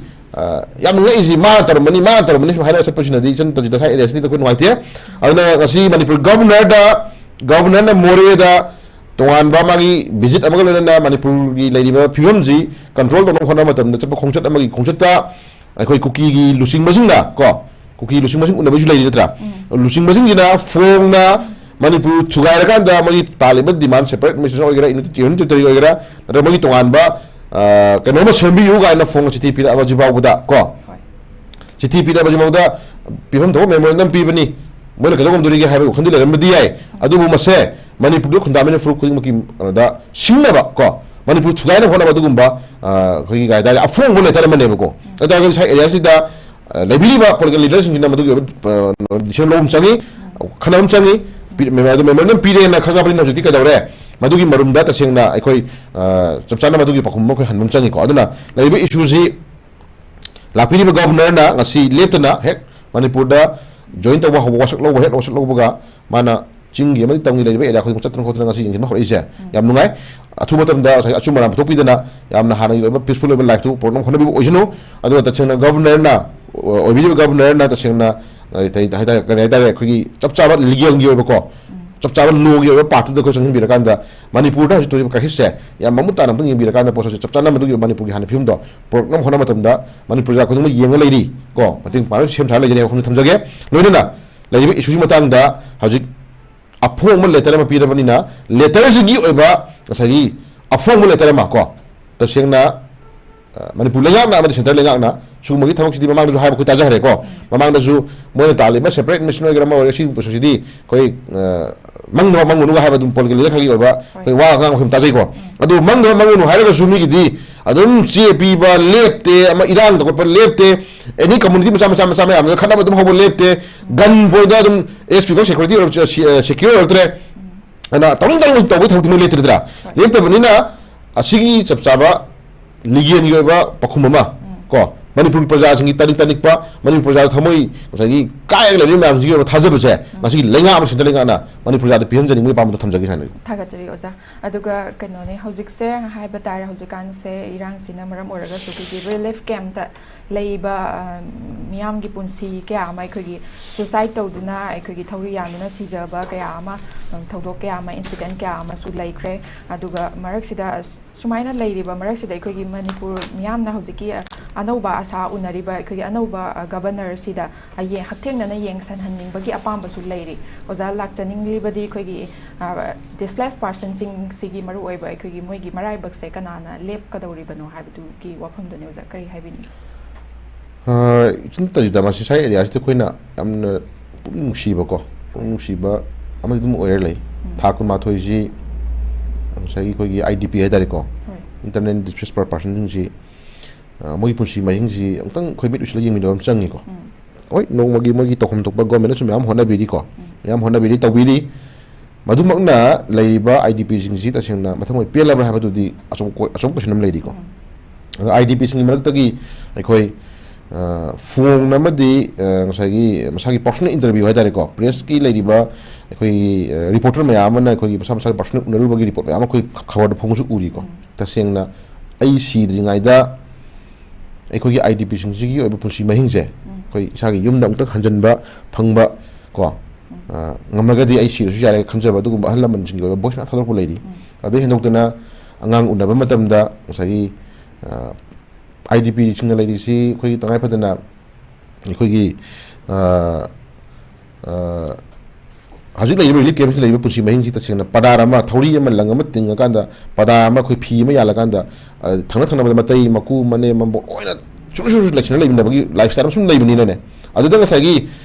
ꯅꯨꯄꯤꯁꯤꯡꯅ ꯊꯦꯡꯅꯔꯤꯕ ꯑꯋꯥꯕ ꯃꯌꯥꯝꯁꯤꯡꯁꯤ ꯇꯁꯦꯡꯅ ꯑꯗꯨꯝ ꯄꯟꯕꯁꯨ ꯃꯌꯥꯝ ꯌꯥꯎꯈ꯭ꯔꯦꯗꯅ ꯄ꯭ꯔꯃꯥꯅꯤꯀꯣ ꯑꯗꯨ ꯍꯦꯟꯗꯣꯛꯇꯅ ꯑꯅꯥ ꯑꯌꯦꯛ ꯌꯥꯎꯔꯛꯄ ꯃꯇꯝꯗ ꯍꯧꯖꯤꯛ ꯂꯩꯔꯤꯁꯤ ꯐꯖꯅ ꯇ꯭ꯔꯤꯠꯃꯦꯟ ꯇꯧꯅꯕ ꯍꯣꯠꯅꯕ ꯑꯗꯒꯤ ꯐꯖꯅ ꯂꯥꯌꯦꯡꯅꯕ ꯍꯣꯠꯅꯕ ꯃꯇꯝꯗ ꯄꯩꯁꯥ ꯂꯩꯇꯕꯒꯤ ꯄ꯭ꯔꯣꯕ꯭ꯂꯦꯝ ꯑꯗꯒꯤ ꯃꯆꯥꯁꯤꯡꯁꯤꯅ ꯉꯁꯤ ꯈꯤꯇꯪ ꯃꯌꯥꯝꯒꯤ ꯃꯔꯛꯇ ꯀꯩꯅꯣꯝ ꯆꯥꯅꯤꯡꯕ ꯈꯣꯠꯅꯤꯡꯕ ꯂꯥꯛꯄ ꯃꯇꯝꯗ ꯉꯁꯥꯏ ꯃꯃꯥꯁꯤꯡꯁꯤꯅ ꯂꯧꯔꯤꯕ ꯋꯥꯈꯜꯂꯣꯟ ꯁꯤꯗꯤ ꯍꯣꯏ ꯅꯤꯄꯥꯁꯤꯅꯕꯨꯗꯤ ꯈꯔ ꯁꯝꯇꯥꯏꯝꯁ ꯄꯦꯟꯊꯣꯛꯄ ꯅꯠꯇ꯭ꯔꯒꯅ ꯋꯥꯈꯜꯁꯦ ꯀꯔꯤ ꯍꯥꯏꯅꯤ ꯇꯁꯤꯗ ꯆꯥꯎꯊꯣꯛꯅ ꯈꯟꯕ ꯉꯝꯕꯒꯤ ꯀꯩꯅꯣꯝꯗꯤ ꯁꯦꯟꯁ ꯑꯃꯗꯤ ꯂꯩꯀꯣ ꯑꯗꯨ ꯑꯣꯏꯔꯒꯁꯨ ꯂꯩ ꯍꯥꯏꯗꯅꯁꯨ ꯉꯁꯥꯏ ꯃꯆꯥꯁꯤꯡꯗꯨꯅ ꯇꯧꯔꯤꯕ ꯃꯥꯒꯤ ꯊꯃꯣꯏꯒꯤ ꯄꯦꯟꯗꯕ ꯅꯠꯇ꯭ꯔꯒ ꯅꯤꯡꯉꯝꯗꯕ ꯉꯁꯥꯏꯒꯤ ꯃꯣꯏꯗ ꯃꯌꯦꯛ ꯁꯦꯡꯅ ꯀꯩꯅꯣꯝꯃ ꯃꯄꯨꯡ ꯐꯥꯅ ꯇꯧꯕ ꯉꯝꯗꯕꯒꯤ ꯄꯦꯟꯗꯕꯗꯗꯤ ꯊꯃꯣꯏꯗꯗꯤ ꯀꯣ ꯆꯥꯛꯅ ꯂꯩꯕꯒꯤ ꯐꯥꯎꯕꯗꯨꯗꯤ ꯑꯗꯨꯝ ꯂꯩꯇꯕꯤꯗ ꯂꯣꯟꯅ ꯂꯩꯊꯣꯛꯑꯒ ꯉꯁꯥꯏꯒꯤ ꯃꯤ ꯎꯍꯟꯗꯅ ꯃꯤꯠꯇꯒꯤ ꯄꯤ ꯇꯥꯕ ꯅꯨꯄꯥ ꯃꯌꯥꯝ ꯂꯩꯔꯤꯕꯀꯣ ꯑꯗꯣ ꯅꯨꯄꯤꯗꯤ ꯀꯩ ꯑꯣꯏꯔꯝꯒꯅꯤ ꯅꯣꯡꯉꯥꯟꯕꯗꯩ ꯅꯨꯃꯤꯠ ꯇꯥꯐꯥꯎ ꯃꯆꯥꯁꯤꯡꯒ ꯁꯥꯒꯣꯟꯅꯔ ꯂꯩꯖꯔꯤꯕ ꯅꯨꯄꯤꯁꯤꯡ ꯀꯩ ꯑꯣꯏꯔꯝꯒꯅꯤ ꯄ꯭ꯔꯃꯥꯅꯤꯀꯣ ꯃꯁꯤꯗꯤ ꯑꯩꯈꯣꯏꯅ ꯏꯇꯣꯝꯇ ꯁꯨꯝ ꯍꯥꯏꯕ ꯃꯇꯝꯗ ꯌꯥꯝ ꯇꯨ ꯆꯨꯡꯉꯤꯀꯣ ꯑꯗꯨꯅ ꯃꯣꯏꯒꯤ ꯂꯥꯏꯐꯁꯤ ꯍꯣꯏ ꯍꯣꯠꯅꯕꯤꯗꯦ ꯑꯝꯇ ꯍꯣꯠꯅꯕꯤꯔꯤ ꯃꯃꯥꯡꯗꯁꯨ ꯊꯝꯖꯈꯤꯕ ꯄꯣꯠꯇꯨꯅꯤ ꯍꯦꯟꯅ ꯃꯣꯏꯗ ꯍꯦꯟꯅ ꯑꯩꯈꯣꯏ ꯄ꯭ꯔꯥꯏꯌꯣꯔꯤꯇꯤ ꯊꯝꯕꯤꯔꯀꯥꯟꯗ ꯃꯣꯏꯒꯤ ꯂꯥꯏꯐꯁꯦ ꯇꯁꯦꯡꯅ ꯍꯣꯏ ꯑꯊꯨꯕ ꯃꯇꯝꯗ ꯃꯁꯥ ꯃꯁꯥꯒꯤ ꯃꯔꯝꯗꯝ ꯃꯁꯥ ꯃꯁꯥꯒꯤ ꯃꯌꯨꯝꯗ ꯍꯟꯖꯤꯟꯗꯅ ꯉꯁꯥꯏ ꯃꯣꯏꯒꯤ ꯑꯣꯏꯕ ꯂꯥꯏꯐꯁꯦ ꯌꯥꯝ ꯄꯤꯁꯐꯨꯜ ꯑꯣꯏꯕ ꯂꯥꯏꯐ ꯑꯃ ꯄꯣꯛꯄ ꯉꯝꯈ꯭ꯔꯒꯗꯤ ꯌꯥꯝ ꯐꯔꯦ ꯀꯣ ꯑꯗꯨꯗꯨꯅ ꯁꯨꯝ ꯁꯥꯡꯊꯔꯤꯕ ꯃꯈꯩ IDP ꯀꯥꯡꯕꯨꯁꯤꯡꯁꯤꯒꯤ ꯑꯣꯏꯕ ꯄꯨꯟꯁꯤ ꯃꯍꯤꯡꯁꯦ ꯃꯁꯤꯗꯒꯤ ꯐꯔꯛꯇꯧꯕꯨꯗꯤ ꯃꯥꯟꯗꯦ ꯑꯗꯨꯅ ꯉꯁꯤ IDP ꯑꯩꯈꯣꯏꯒꯤ ꯅꯤꯉꯣꯟ ꯑꯃ ꯔꯤꯂꯤꯐ ꯀꯦꯝꯞꯇ ꯂꯩꯕ ꯅꯤꯉꯣꯟ ꯑꯃ ꯑꯩꯈꯣꯏ ꯉꯔꯥꯡ ꯅꯍꯥꯟ ꯊꯧꯔꯤ ꯌꯥꯜꯂ ꯁꯤꯕ ꯃꯇꯥꯡ ꯑꯁꯤ ꯑꯩꯈꯣꯏ ꯌꯥꯝ ꯅꯨꯡꯉꯥꯏꯇꯦ ꯑꯗꯨ ꯏꯁꯨ ꯗꯦꯠ ꯃꯌꯥꯝ ꯁꯨꯝ ꯉꯥꯡꯅꯕ ꯃꯇꯝꯗ ꯃꯥꯒꯤ ꯄꯥꯔꯁꯣꯅꯦꯜ ꯑꯗꯨ ꯂꯩꯕ ꯑꯗꯥ ꯂꯩꯕ ꯑꯗꯒꯤꯗꯤ ꯑꯃꯅ ꯃꯥꯒꯤ ꯑꯅꯥ ꯋꯥꯠ ꯑꯦꯚꯔ ꯏꯁꯨꯁ ꯃꯌꯥꯝ ꯂꯩꯔꯝꯕ ꯌꯥꯏ ꯂꯩꯔꯤꯕ ꯏꯁꯨꯁꯤꯡꯗꯣ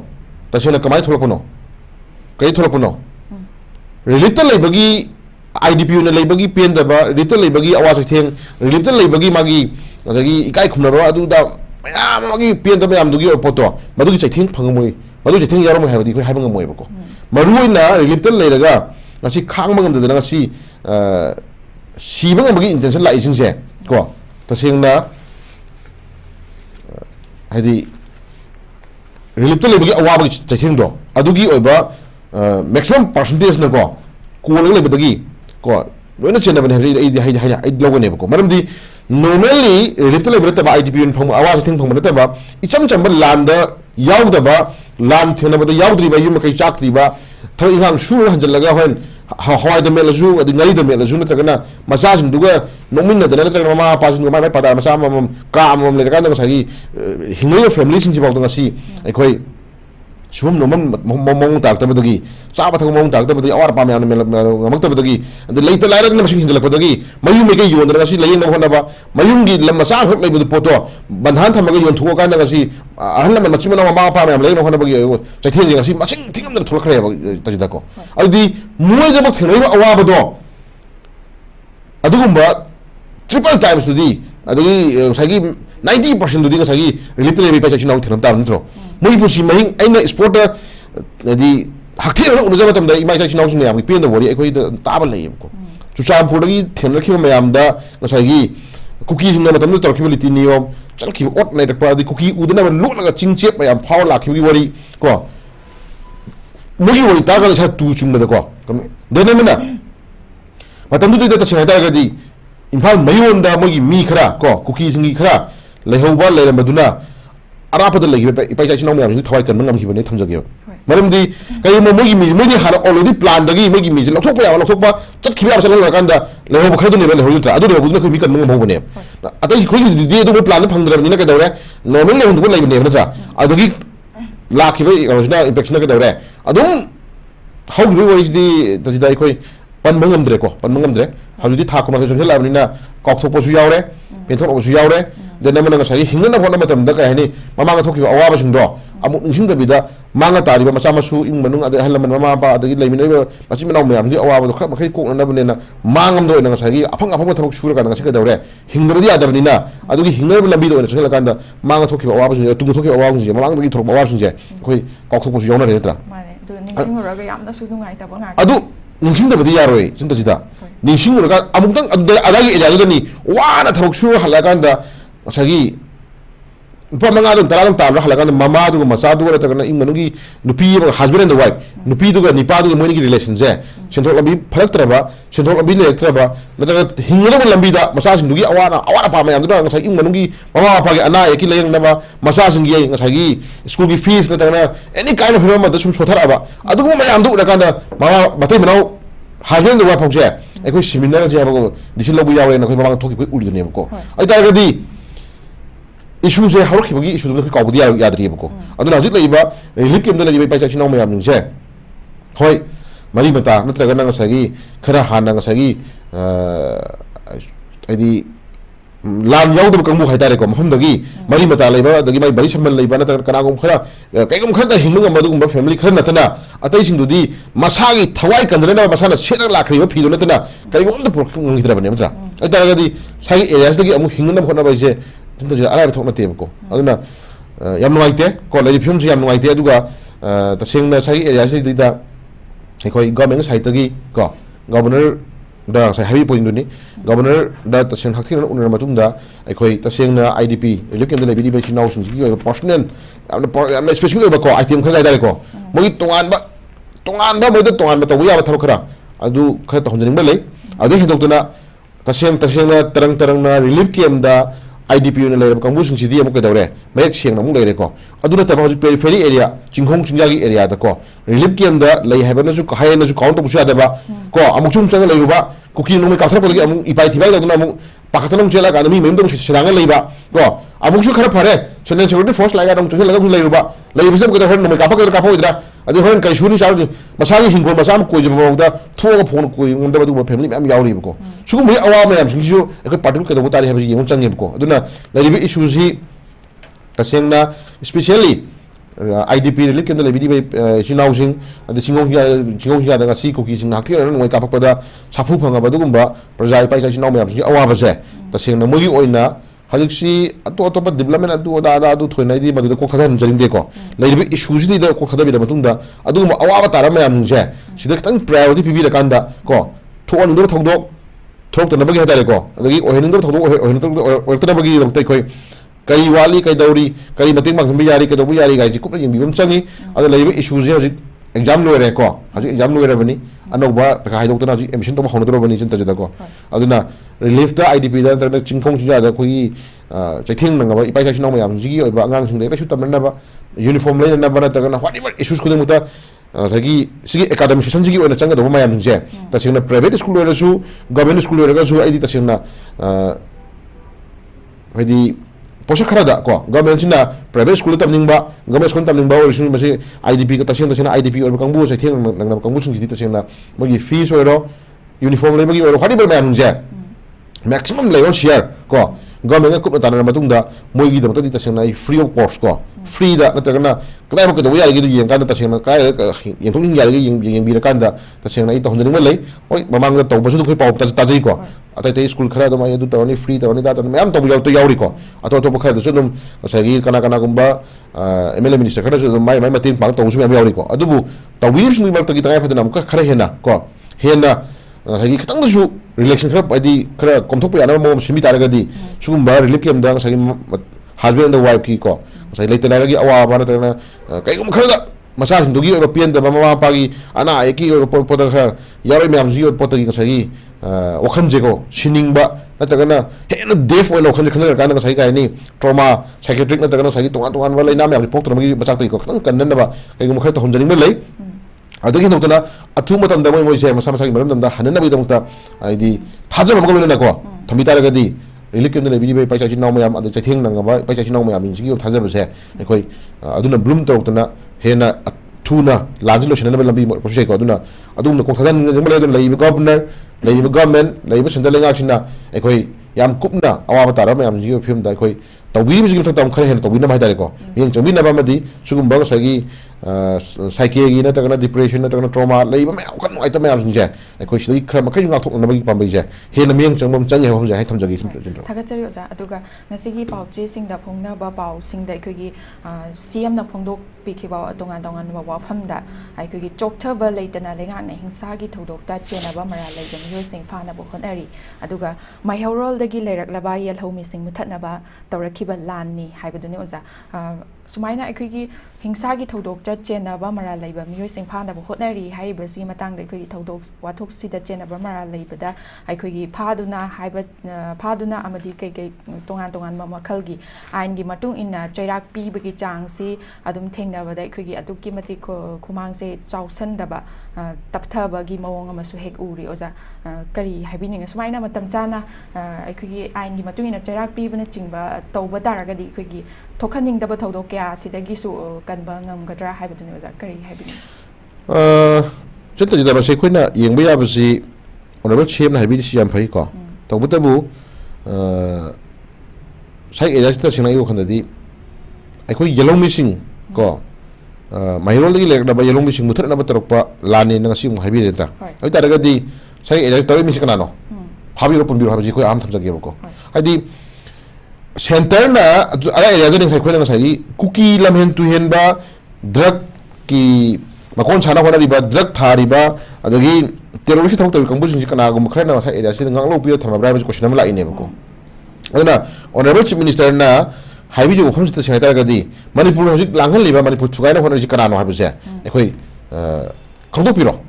मियाम खंगन बिरो को पार्टिकुलर खुद मुजागे को अदुवा लैयुनियो सिंगु तसेना तागदी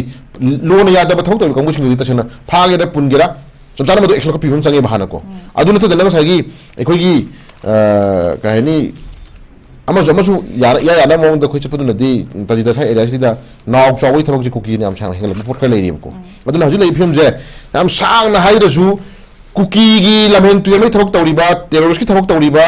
ड्रग थारिबा इलीगल इमिग्रेंट रिफ्यूजी मैम संगे लैबा देन व्हाटएवर को मणिपुर थुगाइना मसिलि कंबु सिंजे कना कना खंदु पिरकान द मधु हाना तंग हाना जब जब जब लाउना लोगे मतुंगिना थबक लोख पिरो मधु मतम दु खोइ शांति प्रोपंग ngani ha समझगे बको अदुना खुदम मोय सगा रा कंपोपिदा मिगी एसपी मगी ममाई थुगाइदना ई ताहनना अदुगुमा ngagi adu khulai amata chana phaw pai ganda अदुगुमा यामना ngasagi दायित्व लौ लौखिबा दु कोथु लिडर्स न फाबिरो अदगी आईटी लेवल लेखा फाबिरो को लमेन तुयन मगी थबक तौरिबा दगी मी फाबा ngamiba mi kanma ngamiba को ꯇꯦꯔꯣꯔꯤꯁꯀꯤ ꯊꯕꯛ ꯇꯧꯕꯗ ꯃꯇꯦꯡ ꯄꯥꯡꯁꯤꯜꯂꯤꯕ ꯑꯗꯨꯒꯨꯝꯕ ꯀꯣꯇꯨ IT ꯂꯦꯞ ꯑꯗꯒꯤ ꯂꯩꯔꯤꯕ ꯃꯌꯥꯝꯒꯤ ꯑꯣꯏꯕ ꯃꯤꯑꯣꯏꯁꯤꯡꯁꯦ ꯈꯔ ꯖꯞ ꯐꯥꯔꯀꯥꯟꯗꯅꯦ ꯇꯁꯤꯗ ꯑꯗꯨꯝ ꯊꯣꯛꯂꯛꯀꯅꯤ ꯄꯣꯠꯁꯦꯀꯣ ꯑꯗꯨꯅ ꯑꯗꯨꯒꯨꯝꯕꯗ ꯊꯕꯛ ꯈꯔ ꯑꯊꯨꯕ ꯇꯧꯕꯤꯔꯀꯥꯟꯗ ꯃꯅꯤꯄꯨꯔꯒꯤ ꯏꯁꯨꯁꯦ ꯏꯔꯥꯡꯁꯦ ꯑꯊꯨꯕ ꯂꯣꯏꯁꯤꯟꯕꯗ ꯀꯣ ꯑꯩꯈꯣꯏ ꯃꯤꯠꯌꯦꯡ ꯆꯪꯕꯤꯌꯨ ꯍꯥꯏꯕ ꯋꯥꯐꯝ ꯊꯝꯖꯒꯦ ꯁꯤꯗ ꯊꯥꯒꯠꯆꯔꯤ ꯂꯣꯏꯁꯤꯜꯂꯛꯄꯗ ꯑꯣꯖꯥ ꯑꯩꯈꯣꯏꯒꯤ BJPꯒꯤ ꯋꯥꯉꯥꯡꯂꯣꯏ ꯑꯣꯏꯔꯤꯕ ꯁꯨꯔꯦꯁ ꯀꯨꯃꯥꯔ ꯆꯩꯔꯨꯕꯒꯤ ꯅꯨꯄꯤ ꯑꯃ ꯄꯨꯂꯤꯁꯅ ꯐꯥꯕꯒꯤ ꯄꯥꯎ ꯑꯃ ꯊꯦꯡꯅꯔꯦ ꯋꯥꯐꯝꯁꯤꯒꯤ ꯃꯇꯥꯡꯗ ꯑꯣꯖꯥ ꯀꯔꯤ ꯍꯥꯏꯕꯤꯅꯤ ꯇꯁꯤꯗ ꯃꯁꯤ ꯀꯩꯅꯣꯅꯤꯗ ꯁꯤꯒꯤ ꯇꯣꯄꯤꯛꯁꯤ ꯑꯩꯈꯣꯏ ꯀꯩꯅꯣ ꯇꯧꯒꯨꯝꯁꯤ ꯃꯁꯤ ꯑꯔꯨꯕ ꯏꯁꯨ ꯅꯠꯇꯦꯀꯣ ꯑꯔꯨꯕ ꯏꯁꯨ ꯅꯠꯇꯦ ꯑꯗꯨꯒ ꯏꯀꯥꯏꯅꯤꯡꯉꯥꯏꯅꯤ ꯀꯣ ꯏꯀꯥꯏꯅꯤꯡꯉꯥꯏ ꯑꯃ ꯊꯝꯖꯒꯦ ꯑꯗꯨꯒ ꯂꯩꯔꯤꯕ ꯏꯁꯨꯁꯤꯗꯤ ꯑꯩꯈꯣꯏꯅ ꯌꯥꯝ ꯀꯨꯞꯊꯅ ꯅꯩꯅꯕ ꯃꯇꯝꯗ ꯉꯁꯥꯏꯒꯤ ꯀꯩꯅꯣꯝ ꯆꯠꯈꯤꯅꯤ ꯑꯗꯨꯅ ꯁꯤꯒꯤ ꯏꯁꯨ ꯅꯠꯇꯦ ꯃꯅꯤꯄꯨꯔꯒꯤ ꯍꯧꯖꯤꯛ ꯂꯩꯔꯤꯕ ꯏꯁꯨꯁꯤꯗ ꯑꯩꯈꯣꯏ ꯃꯥꯏꯌꯣꯟ ꯄꯤꯁꯤ ꯀꯣ ꯁꯤꯒꯨꯝꯕ ꯏꯁꯨꯁꯤꯗꯤ ꯇꯁꯤꯗ ꯑꯩ ꯋꯥꯈꯜꯗꯗꯤ ꯑꯩꯅ ꯍꯥꯏꯖꯅꯤꯡꯉꯤꯗꯤ ꯑꯩ ꯍꯥꯏꯖꯅꯤꯡ ꯄꯣꯏꯟ ꯑꯃꯅꯤꯀꯣ ꯄꯣꯏꯟ ꯑꯃꯅꯤ ꯏꯁꯨ ꯅꯠꯇꯦ ꯑꯗꯨꯅ ꯁꯤꯗ ꯃꯁꯤ ꯀꯨꯞꯅ ꯅꯩꯅꯕ ꯃꯊꯧ ꯇꯥꯗꯦ ꯑꯗꯨꯅ ꯋꯥꯁꯤ ꯃꯤꯑꯣꯏꯕꯁꯤ ꯉꯥꯡꯊꯣꯛꯄ ꯃꯇꯝꯗ ꯂꯩꯇꯣꯟ ꯁꯔꯨ ꯄꯥꯟꯗꯦꯅ ꯑꯩꯈꯣꯏꯒꯤ ꯍꯥꯏꯅꯗꯥꯏꯅꯦꯀꯣ ꯑꯗꯨꯅ ꯂꯩꯇꯣꯟ ꯁꯔꯨ ꯄꯥꯟꯗꯦꯅ ꯄꯥꯡ ꯉꯥꯡꯕꯁꯨ ꯐꯠꯇꯦ ꯑꯗꯨꯅ ꯂꯩꯔꯤꯕ ꯏꯁꯨꯁꯦ ꯑꯩꯈꯣꯏ ꯌꯥꯝ ꯀꯨꯞꯅ ꯌꯦꯡꯕ ꯆꯪꯉꯤ ꯑꯗꯨꯅ ꯂꯩꯔꯤꯕ ꯂꯩꯕꯥꯛꯀꯤ ꯏꯁꯨꯁꯤꯗ ꯀꯣꯛꯊꯗꯔꯀꯥꯟꯗ ꯑꯩꯈꯣꯏ ꯊꯕꯛ ꯆꯠꯃꯤꯟꯅꯁꯤ ꯑꯗꯨꯅ ꯂꯩꯔꯤꯕ ꯏꯁꯨꯁꯦ ꯁꯤꯒꯨꯝꯕꯁꯦ ꯑꯩꯈꯣꯏ ꯇꯁꯦꯡꯅ ꯀꯌꯥ ꯀꯨꯞꯅ ꯈꯟꯅꯕꯗ ꯐꯔꯣꯏꯅ ꯈꯜꯂꯤ ꯑꯗꯨꯅ ꯁꯤꯅ ꯑꯩꯈꯣꯏꯒꯤ ꯏꯁꯨ ꯑꯃ ꯅꯠꯇꯦ ꯍꯥꯏꯕ ꯃꯐꯝꯁꯦ ꯍꯥꯏ ꯊꯝꯖꯒꯦ ꯑꯣꯖꯥ ꯑꯃꯇꯪꯒ ꯂꯥꯛꯆꯈꯤꯒꯦ ꯑꯩꯈꯣꯏꯒꯤ ꯌꯨꯅꯤꯌꯟ ꯂꯩꯉꯥꯛꯀꯤ ꯁ꯭ꯇꯦꯠ ꯃꯤꯅꯤꯁꯇꯔ ꯏꯗꯨꯀꯦꯁꯟ ꯑꯃꯁꯨꯡ ꯑꯦꯛꯁꯇꯔꯅꯦꯜ ꯑꯦꯐꯤꯌꯔ ꯑꯣꯏꯔꯝꯕ ꯑꯩꯈꯣꯏ ꯗꯣꯛꯇꯔ R.K. ꯔꯟꯖꯟꯅ ꯐꯣꯡꯗꯣꯛꯄ ꯋꯥꯐꯝꯗ ꯑꯩꯈꯣꯏꯒꯤ ꯂꯝꯗꯝ ꯑꯁꯤꯒꯤ ꯁꯦꯟꯃꯤꯠꯂꯣꯟꯒꯤ ꯐꯤꯕꯝ ꯐꯒꯠꯍꯟꯕꯗ ꯃꯥꯏꯀ꯭ꯔꯣ ꯁ꯭ꯃꯣꯜ ꯑꯦꯟ ꯃꯦꯗꯤꯌꯥ ꯑꯦꯟꯇꯔꯄ꯭ꯔꯥꯏꯖꯦꯁꯁꯤꯡ ꯑꯃꯗꯤ ꯑꯦꯟꯇꯔꯄ꯭ꯔꯦꯅꯔꯁꯤꯡ ꯌꯣꯛꯈꯠꯄ ꯑꯃꯁꯨꯡ ꯃꯄꯥꯡꯒꯜ ꯀꯜꯍꯟꯕ ꯃꯔꯨꯑꯣꯏꯕ ꯍꯥꯏꯕ ꯋꯥꯐꯝꯁꯤꯅꯤ ꯋꯥꯐꯝ ꯑꯁꯤꯒ ꯃꯔꯤ ꯂꯩꯅꯅ ꯑꯩꯈꯣꯏꯒꯤ ꯐꯣꯔꯦꯟ ꯏꯟꯚꯦꯁꯇꯔꯁꯤꯡꯅ ꯁꯦꯜ ꯊꯥꯗꯔꯒ ꯊꯕꯛ ꯇꯧꯒꯦ ꯍꯥꯏꯕꯗ ꯑꯩꯈꯣꯏꯒꯤ ꯍꯦꯛ ꯆꯤꯡꯒꯤ ꯑꯦꯔꯤꯌꯥꯁꯤꯡ ꯌꯥꯗꯕꯒꯨꯝꯕ ꯊꯦꯡꯅꯕ ꯑꯁꯤ ꯁꯦꯝꯗꯣꯛꯄ ꯃꯊꯧ ꯇꯥꯏ ꯍꯥꯏꯕꯗꯨꯅꯤ ꯑꯣꯖꯥ ꯁꯨꯃꯥꯏꯅ ꯀꯩꯒꯨꯝꯕ ꯑꯦꯔꯤꯌా ꯆꯤꯡꯒꯤ ꯑꯦꯔꯤꯌꯥꯕꯨ ꯑꯣꯏꯔꯣ ꯏꯟꯚꯦꯁꯇꯔꯁꯤꯡꯅ ꯁꯦꯜ ꯊꯥꯗꯔꯒ ꯊꯕꯛ ꯇꯧꯒꯦ ꯍꯥꯏꯕꯗ ꯀꯩꯒꯨꯝꯕ ꯌꯥꯕ ꯇꯥꯔꯒꯗꯤ ꯇꯁꯦꯡꯅꯃꯛ ꯂꯝꯗꯝ ꯑꯁꯤꯒꯤ ꯁꯦꯟꯃꯤꯠꯂꯣꯟꯒꯤ ꯐꯤꯕꯝꯁꯤꯗ ꯑꯗꯨꯃꯛ ꯆꯥꯎꯈꯠꯄ ꯑꯗꯒꯤ ꯐꯤꯕꯝ ꯐꯒꯠꯄꯗꯨ ꯑꯣꯏꯒꯗꯧꯔꯤꯕ꯭ꯔꯣ ꯑꯣꯖꯥ ꯀꯔꯤ ꯍꯥꯏꯕꯤꯅꯤ ꯑꯁꯤꯗꯤ ꯌꯥꯝ ꯃꯊꯧ ꯇꯥꯏꯅ ꯈꯜꯂꯦ ꯇꯔꯤꯗꯀꯣ ꯍꯥꯏꯗꯤ ꯃꯄꯥꯟ ꯂꯝꯒꯤ ꯐꯟꯗꯤꯡ ꯃꯌꯥꯝ ꯂꯧꯗꯅ ꯃꯅꯤꯄꯨꯔꯗ ꯉꯁꯥꯏꯒꯤ ꯕꯤꯖꯤꯅꯦꯁ ꯃꯆꯥ ꯇꯧꯖꯔꯤꯕ ꯀꯣ ꯑꯗꯒꯤ ꯏꯟꯀꯝ ꯃꯆꯥ ꯂꯥꯛꯄ ꯌꯥꯕ ꯊꯕꯛ ꯃꯌꯥꯝ ꯑꯃ ꯇꯧꯃꯤꯟꯅꯔꯀꯥꯟꯗ ꯑꯗꯨꯒꯤ ꯃꯥꯒꯤ ꯒꯚꯔꯟꯃꯦꯟꯒꯤ ꯇꯧꯐꯝ ꯊꯣꯛꯄ ꯃꯥꯒꯤ ꯒꯥꯏꯗꯂꯥꯏꯟ ꯇꯧꯒꯗꯕ ꯈꯣꯠꯀꯗꯕ ꯃꯌꯥꯝꯗꯤ ꯂꯩꯖꯔꯝꯒꯅꯤꯀꯣ ꯑꯗꯨꯕꯨ ꯇꯧꯕꯇꯕꯨ ꯃꯅꯤꯄꯨꯔꯁꯦ ꯑꯄꯤꯛꯄ ꯁ꯭ꯇꯦꯠ ꯑꯃ ꯑꯣꯏꯖꯕꯅꯤꯅ ꯇꯁꯦꯡꯅ ꯃꯔꯝ ꯆꯥꯕ ꯑꯗꯒꯤ ꯇꯨꯡꯒꯤ ꯁꯦꯟꯃꯤꯠꯂꯣꯟꯗ ꯍꯦꯟꯅ ꯐꯒꯗꯧꯕ ꯑꯗꯩ ꯑꯩꯈꯣꯏꯗꯁꯨ ꯀꯥꯟꯅꯍꯧꯒꯗꯧꯕꯀꯣ ꯑꯩꯈꯣꯏꯗꯁꯨ ꯀꯥꯟꯅꯍꯧꯒꯗꯧꯕ ꯑꯗꯒꯤ ꯂꯥꯛꯏꯕ ꯀꯝꯄꯅꯤꯁꯤꯡꯗꯁꯨ ꯀꯥꯟꯅꯖꯈꯤꯗꯧꯕ ꯍꯦꯟꯅ ꯉꯁꯥꯏꯒꯤ ꯑꯐꯕ ꯍꯥꯏꯇꯥꯔꯦꯀꯣ ꯖꯣꯏꯟ ꯚꯦꯟꯆꯔ ꯑꯣꯏꯅ ꯆꯠꯃꯤꯟꯅꯕ ꯃꯇꯝꯗ ꯉꯁꯥꯏꯒꯤ PPP ꯃꯣꯗꯦꯜꯅ ꯊꯕꯛ ꯇꯧꯃꯤꯟꯅꯕꯗ ꯍꯧꯔꯤꯕ ꯅꯍꯥ ꯃꯌꯥꯝꯁꯤꯗ ꯍꯧꯖꯤꯛ ꯑꯗꯨꯝ ꯌꯥꯝꯅ ꯏꯖꯨꯀꯦꯇꯦഡ് ꯑꯣꯏꯕ ꯌꯥꯝꯅ ꯑꯗꯒꯤ ꯋꯦꯜ ꯍꯥꯏꯗꯤ ꯊꯕꯛ ꯇꯧꯅꯤꯡꯕ ꯅꯍꯥ ꯃꯌꯥꯝ ꯊꯣꯛꯂꯛꯏꯗꯅ ꯄ꯭ꯔꯃꯥꯅꯤꯀꯣ ꯑꯗꯨꯅ ꯃꯌꯥꯝꯁꯤ ꯈꯜꯂꯀꯥꯟꯗ ꯁꯤꯒꯨꯝꯕ ꯇꯧꯕꯁꯤꯗꯤ ꯌꯥꯝ ꯀꯥꯟꯅꯅꯤ ꯈꯜꯂꯤ ꯑꯗꯨꯕꯨ ꯇꯁꯦꯡꯅ ꯀꯅꯥꯒꯨꯝꯕ ꯈꯔ ꯍꯥꯏꯗꯤ ꯑꯗꯨꯝ ꯌꯥꯝꯅ ꯁꯥꯏ ꯑꯦꯔꯤꯌꯥꯁꯤꯗ ꯉꯁꯥꯏꯒꯤ ꯌꯥꯅꯤ ꯌꯥꯔꯣꯏ ꯑꯗꯨ ꯑꯗꯥ ꯇꯧꯕꯒꯤ ꯐꯤꯕꯝ ꯈꯔ ꯂꯩꯅꯕꯁꯦ ꯃꯁꯤꯁꯨ ꯑꯗꯨꯝ ꯌꯦꯡꯁꯤꯟꯕ ꯆꯪꯉꯤ ꯂꯩꯔꯤꯕ ꯐꯤꯕꯝꯁꯤꯗ ꯇꯁꯦꯡꯅ ꯍꯥꯏꯔꯒꯗꯤ ꯃꯅꯤꯄꯨꯔꯗ ꯑꯩꯈꯣꯏ ꯑꯇꯣꯞꯄ ꯃꯄꯥꯟ ꯐꯥꯔꯝꯒꯤ ꯑꯣꯏꯕ ꯀꯝꯄꯅꯤ ꯃꯌꯥꯝꯒ ꯈꯨꯠꯁꯝꯅꯔꯀꯥꯟꯗ ꯇꯧꯕ ꯌꯥꯕ ꯀꯣ ꯆꯥꯎꯈꯠꯄ ꯌꯥꯕ ꯑꯗꯒꯤ ꯀꯥꯟꯅꯍꯧꯕ ꯂꯧꯕ ꯌꯥꯕ ꯃꯌꯥꯝꯗꯤ ꯂꯩꯕꯅꯤ ꯂꯩꯔꯤꯕ ꯃꯌꯥꯝꯁꯤ ꯏꯅꯛ ꯅꯛꯅ ꯍꯥꯏꯔꯒꯗꯤ ꯑꯩꯈꯣꯏ ꯇꯉꯥꯏ ꯐꯗꯅ ꯃꯅꯤꯄꯨꯔꯗ ꯍꯧꯖꯤꯛ ꯂꯩꯔꯤꯁꯦ ꯑꯩꯈꯣꯏ ꯈꯨꯗꯝ ꯑꯣꯏꯅ ꯑꯩꯈꯣꯏ ꯂꯣꯛꯇꯥꯛ ꯍꯥꯏꯔꯁꯨ ꯄ꯭ꯔꯃꯥꯅꯤꯀꯣ ꯑꯇꯣꯞꯄ ꯑꯩꯈꯣꯏ ꯐꯣꯔꯦꯟ ꯐꯟꯗꯤꯡ ꯃꯌꯥꯝ ꯑꯃ ꯂꯧꯊꯔꯀꯥꯟꯗ ꯇꯧꯕ ꯌꯥꯕ ꯗꯤꯕꯂꯞꯃꯦꯟ ꯑꯗꯩ ꯇꯧꯕ ꯌꯥꯕ ꯃꯌꯥꯝ ꯂꯩꯀꯣ ꯑꯗꯨ ꯃꯃꯥꯡꯗ ꯒꯚꯔꯟꯃꯦꯟꯅ ꯄꯤꯗꯦ ꯅꯠꯇ꯭ꯔꯒꯅ ꯑꯗꯨ ꯌꯥꯗꯦ ꯀꯥꯏ ꯇꯧꯕꯁꯨ ꯃꯌꯥꯝ ꯂꯩ ꯑꯗꯨꯒꯨꯝꯕ ꯃꯌꯥꯝꯁꯤꯡꯁꯦ ꯀꯨꯞꯅ ꯌꯦꯡꯀꯥꯟꯗ ꯆꯥꯎꯈꯠꯄ ꯌꯥꯕ ꯑꯗꯒꯤ ꯅꯍꯥꯁꯤꯡꯗ ꯍꯦꯟꯅ ꯑꯩꯈꯣꯏꯒꯤ ꯈꯨꯃꯥꯡ ꯆꯥꯎꯁꯤꯟꯕ ꯌꯥꯕ ꯑꯗꯨꯒ ꯑꯩꯈꯣꯏꯒꯤ ꯂꯩꯕꯥꯛꯁꯤꯗꯁꯨ ꯇꯁꯦꯡꯅ ꯃꯗꯨꯒꯤ ꯑꯗꯩ ꯍꯥꯏꯗꯤ ꯄ꯭ꯔꯣꯐꯤꯠ ꯍꯥꯏꯇꯥꯔꯦꯀꯣ ꯂꯩꯍꯧꯕ ꯌꯥꯕ ꯄꯣꯠꯇꯨ ꯑꯣꯏꯔꯒꯗꯤ ꯑꯗꯨꯝ ꯇꯧꯕꯗ ꯀꯩꯁꯨ ꯀꯥꯏꯗꯕ꯭ꯔꯥ ꯈꯜꯂꯤꯀꯣ ꯑꯗꯨꯅ ꯂꯩꯔꯤꯕ ꯃꯌꯥꯝꯁꯤ ꯀꯨꯞꯅ ꯌꯦꯡꯉꯀꯥꯟꯗ ꯑꯩꯈꯣꯏ ꯁꯦꯟꯊꯣꯛ ꯂꯝꯕꯤ ꯂꯩꯖꯗꯕ ꯑꯗꯨꯒꯨꯝꯕ ꯑꯄꯤꯛꯄ ꯁ꯭ꯇꯦꯠ ꯑꯃ ꯑꯣꯏꯖꯕꯅꯤꯅ ꯑꯐꯕꯔꯣꯝꯗ ꯇꯧꯔꯛꯄ ꯊꯕꯛꯇꯗꯤ ꯑꯗꯨꯝ ꯐꯒꯅꯤ ꯈꯜꯂꯦ ꯍꯥꯏꯕ ꯁꯨꯃꯥꯏꯅ ꯊꯝꯖꯒꯦ ꯊꯥꯒꯠꯆꯔꯤ ꯑꯣꯖꯥꯅ ꯃꯃꯜ ꯌꯥꯝꯂꯕ ꯋꯥꯐꯝ ꯀꯌꯥ ꯑꯃ ꯊꯝꯕꯤꯈ꯭ꯔꯦ ꯑꯗꯨꯒ ꯑꯣꯖꯥꯒꯤ ꯆꯤꯜꯂꯕ ꯃꯇꯝ ꯀꯌꯥꯕꯨꯁꯨ ꯀꯥꯏꯊꯣꯛꯄꯤꯗꯨꯅ ꯊꯧꯔꯝ ꯑꯁꯤꯗ ꯁꯔꯨꯛ ꯌꯥꯕꯤꯗꯨꯅ ꯃꯄꯨꯡ ꯐꯥꯍꯟꯕꯤꯕꯒꯤꯗꯃꯛꯇ ꯑꯣꯖꯥꯕꯨ ꯍꯥꯏꯅꯤꯡꯉꯥꯏ ꯂꯩꯇꯅ ꯊꯥꯒꯠꯆꯔꯤ ꯑꯣꯖꯥ ꯈꯨꯔꯨꯝꯖꯔꯤ ꯃꯇꯥꯡ ꯑꯁꯤꯗ ꯅ꯭ꯌꯨꯁ ꯑꯦꯅꯥꯂꯤꯁꯤꯁ ꯂꯣꯏꯁꯤꯟꯖꯔꯦ ꯃꯤꯠꯌꯦꯡ ꯇꯥꯕꯤꯔꯝꯂꯤꯕ ꯄꯨꯝꯅꯃꯛꯄꯨꯁꯨ ꯑꯃꯨꯛꯀ ꯍꯟꯅ ꯊꯥꯒꯠꯆꯔꯤ Admission open. Non-residents Indians NRI Public School Assam ki 2025-26 session gidamak admission form thab hausari. CBSE board affiliation tauraba school asina arts, science amadi commerce ki tongan ba stream gi khudong chaba sing thamli amadi chai khudingi topper kaya su putona lagli. Loina concept-based learning, interactive classes, highly experienced teachers, well-equipped science and computer lab. Transport facility equipped with attendance and CCTV cameras na chimba top facilities kaya so provide toriba school asigi nursery degi class 12 fawgi admission lobiba yaragani pizariba contact number 8724810358 da direct call tawiduna natraga school hour da school da visit tawiraga akoba moral khambiu admission lobiu Ningsingbiu NRI Public School Nahargaon Doboka Hozai gi Anoba Academic Session 2025-26 ki admission form thaba hausare limited seat gani. Good morning everyone. My name is Mohammad Subhan and I study in 6th standard and my school name is NRI Public School and my village name is Lilong Horo. I give an MD Aziz Khan Kawe. Okay, village ki maming saka picture apun मैं लेकर गए. अपने school के maming na NRI Public School. अपने school से दवा का आधा ले. I give me Muhammad Siddiq Kawe. I NRI the class of Ndakari. I get from Lilong Horo Bilong Manga. I give him Muhammad Uday Kawe. I NRI Public School the class of Ndakari. I get from Lilong Horo Melakari. ꯀꯔꯤꯒꯨꯝꯕ ꯅꯍꯥꯛ USA, UK ꯑꯃꯗꯤ European ꯀꯟꯇ꯭ꯔꯤꯁꯤꯡꯗ study ꯇꯧꯕꯒꯤ ꯈꯨꯗꯣꯡꯆꯥꯕ ꯑꯃ ꯄꯤꯔꯒꯗꯤ ꯃꯗꯨ ꯃꯤꯔꯥꯏꯒꯗ꯭ꯔꯥ? ꯂꯥꯏꯔꯤꯛ ꯇꯝꯅ ꯇꯝꯅ ꯁꯦꯜ ꯇꯥꯟꯕꯒꯤ ꯈꯨꯗꯣꯡꯆꯥꯕ ꯑꯃ ꯐꯪꯉꯒꯅꯤ ꯍꯥꯏꯔꯒꯗꯤ ꯀꯔꯤ ꯈꯟꯒꯅꯤ? ꯑꯆꯪꯕ ꯁꯦꯜ ꯄꯨꯝꯅꯃꯛ ꯑꯗꯨ ꯁ꯭ꯀꯣꯂꯥꯔꯁꯤꯞ ꯅꯠꯇ꯭ꯔꯒ ꯁ꯭ꯇꯗꯤ ꯂꯣꯟꯒꯤ ꯈꯨꯠꯊꯥꯡꯗ ꯐꯨꯜꯂꯤ ꯐꯟꯗꯦꯗ ꯇꯧꯒꯅꯤ ꯍꯥꯏꯔꯒꯗꯤ ꯈꯨꯗꯣꯡꯆꯥꯕ ꯑꯁꯤ ꯃꯥꯡꯍꯟꯒꯗ꯭ꯔꯥ? ꯂꯣꯏꯅꯅ ꯖꯔꯃꯅꯤꯗ 3 years ꯄ꯭ꯔꯣꯒ꯭ꯔꯥꯝꯁꯤꯡꯗ ꯂꯥꯏꯔꯤꯛ ꯇꯝꯅ ꯇꯝꯅ ꯊꯥꯒꯤ ꯑꯣꯏꯅ ꯂꯨꯄꯥ 9,000